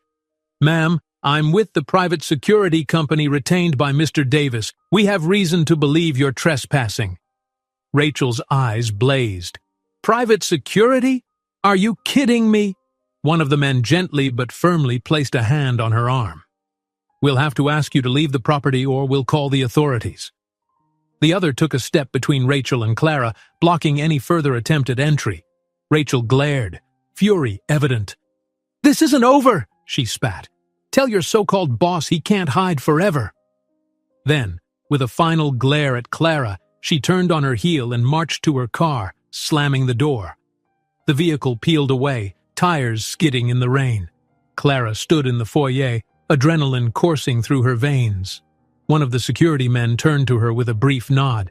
"We apologize for the intrusion, miss. Mr. Monroe arranged for us to watch the premises. Are you all right?" She exhaled shakily. I think so. Thank you." The men left quietly, returning to their car. Clara closed the door, heart thudding. Whatever was happening at the warehouse, at least she'd held Rachel off. Barely. Back at the warehouse, Jonathan pressed the phone screen with a smug grin. "Time's up," he said. But before the call could go through, a shout echoed from across the large space. "Freeze!" A pair of men appeared at the far entrance, wearing plain clothes but clearly armed. They flashed identification. "Private security!" one barked. "Put the phone down!" Jonathan whirled, phone clutched in his fist. "What the—" he spat, eyes darting from Stephen to Benjamin. "You brought muscle after all?" Stephen lifted his hands, feigning surprise. "I just wanted to ensure my client's safety," he said. "They're not here to hurt you, but if you keep threatening blackmail—" Jonathan's face twisted with rage. "This is a trap," he hissed. "Fine, you want a scene? Then let's do it." He turned to Benjamin. "If I can't blackmail you quietly, I'll blow you up publicly right now." He tapped furiously on the phone's screen, presumably sending the incriminating files. Benjamin's heart lurched. "Stop!" he cried, lunging forward. actually forgetting to fake the blindness for an instant. Stephen grabbed his arm to restrain him, guiding him back into the ruse, but the slip was subtle enough that Jonathan might not notice. With a triumphant grin, Jonathan pocketed the device. Too late. My contact has everything. Better brace for the headlines, Lancaster. He spat the last word like a curse. The private security men edged closer. Sir, put your hands up. We need to check that phone, one ordered. Jonathan scoffed. No chance, I'm leaving. He darted sideways, weaving past crates. The men rushed after him. For a chaotic few seconds, the warehouse echoed with footsteps and yells. Then a sharp scuffle, the sound of something metallic hitting the floor, a pained grunt. And finally, Jonathan was restrained against the wall, phone falling from his pocket onto the concrete. Stephen hurried forward, retrieving the phone. The security men pinned Jonathan's arms. Looks like your message might not have gone through, Stephen observed, scrolling the phone's screen. No service in this old building. The email's stuck in the outbox. He promptly pressed delete. Jonathan cursed, struggling. Let go of me, you... Benjamin exhaled shakily, stepping forward with cautious steps. He kept up the mild act of not seeing, though his heart hammered. Jonathan, he said, voice tight. You lose. The blackmailer glared, chest heaving. You think you've won? Rachel's still out there. She has her own angle. You can't stop both of us forever. Stephen signaled to the security men. We'll turn him over to law enforcement. We have enough evidence to show attempted blackmail. Jonathan's furious protests echoed as they hauled him away. Soon the warehouse fell silent again, save for the dripping water and Benjamin's ragged breaths. Stephen placed a hand on Benjamin's shoulder. You okay? Benjamin let out a shaky nod, tinted glasses somehow still perched on his nose. Yes, it's over, he whispered, except for Rachel. Clara will hold her off, Stephen said quietly. Come on, let's get out of here. We'll coordinate with the PI to keep an eye on Rachel next. It was almost 2 in the afternoon when they pulled into the driveway back at the house. The rain had died to a gentle drizzle, and Clara stood by the front door, anxiously awaiting their return. Her eyes flicked over the sedan, taking in Benjamin's relieved but exhausted posture, Stephen's grim nod. She stepped out, umbrella in hand, meeting them halfway. Are you all right? What happened? Benjamin exhaled. Jonathan's in custody. He tried sending evidence but couldn't get a signal. We stopped him. For now, it's contained. Clara's shoulders sagged in relief. Rachel came. Your security guys turned her away. Stephen gave a brisk nod. That's good. We'll monitor her next.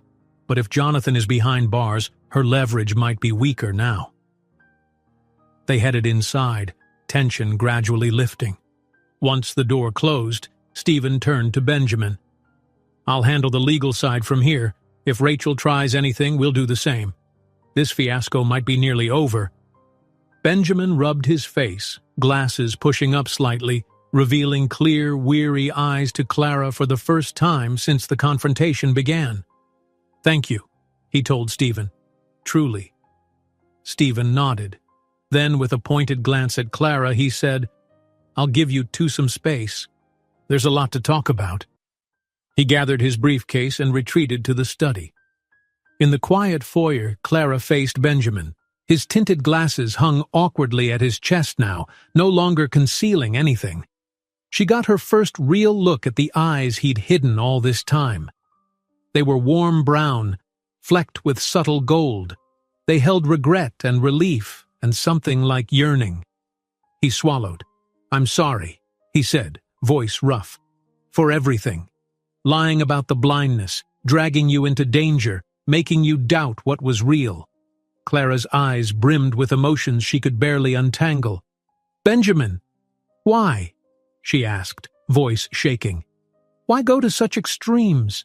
He shut his eyes briefly, then opened them, meeting her gaze squarely, no longer pretending.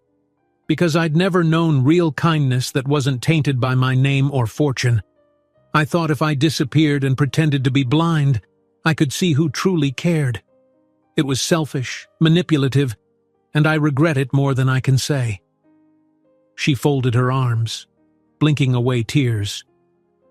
Do you realize how humiliating it is for me to learn my entire role here was staged? He flinched, reaching out tentatively before letting his arm drop. I know. And I know I don't deserve forgiveness. But I do care about you, Clara. Not because you took care of me or made me feel safe, but because beneath it all, you're genuine, compassionate, everything I was missing. Her chest tightened. She wanted to hold on to anger. It felt safer than grappling with the complicated swirl of feelings. But his raw confession, the sincerity in his no longer shielded eyes, made it difficult. And what about me? She whispered. I've been caring for a patient who didn't exist. I uprooted my life, thinking I was needed, and you never needed me in that way. He shook his head fiercely. I did need you. Maybe not for physical blindness, but for a deeper loneliness.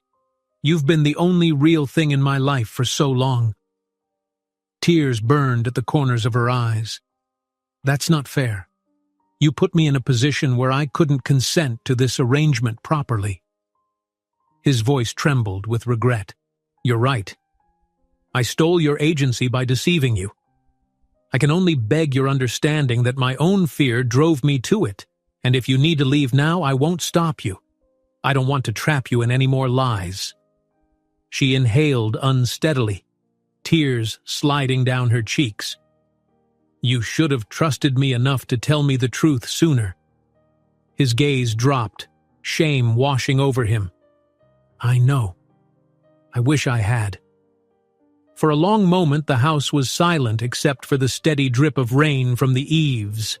Clara wiped her cheeks, struggling to steady her voice.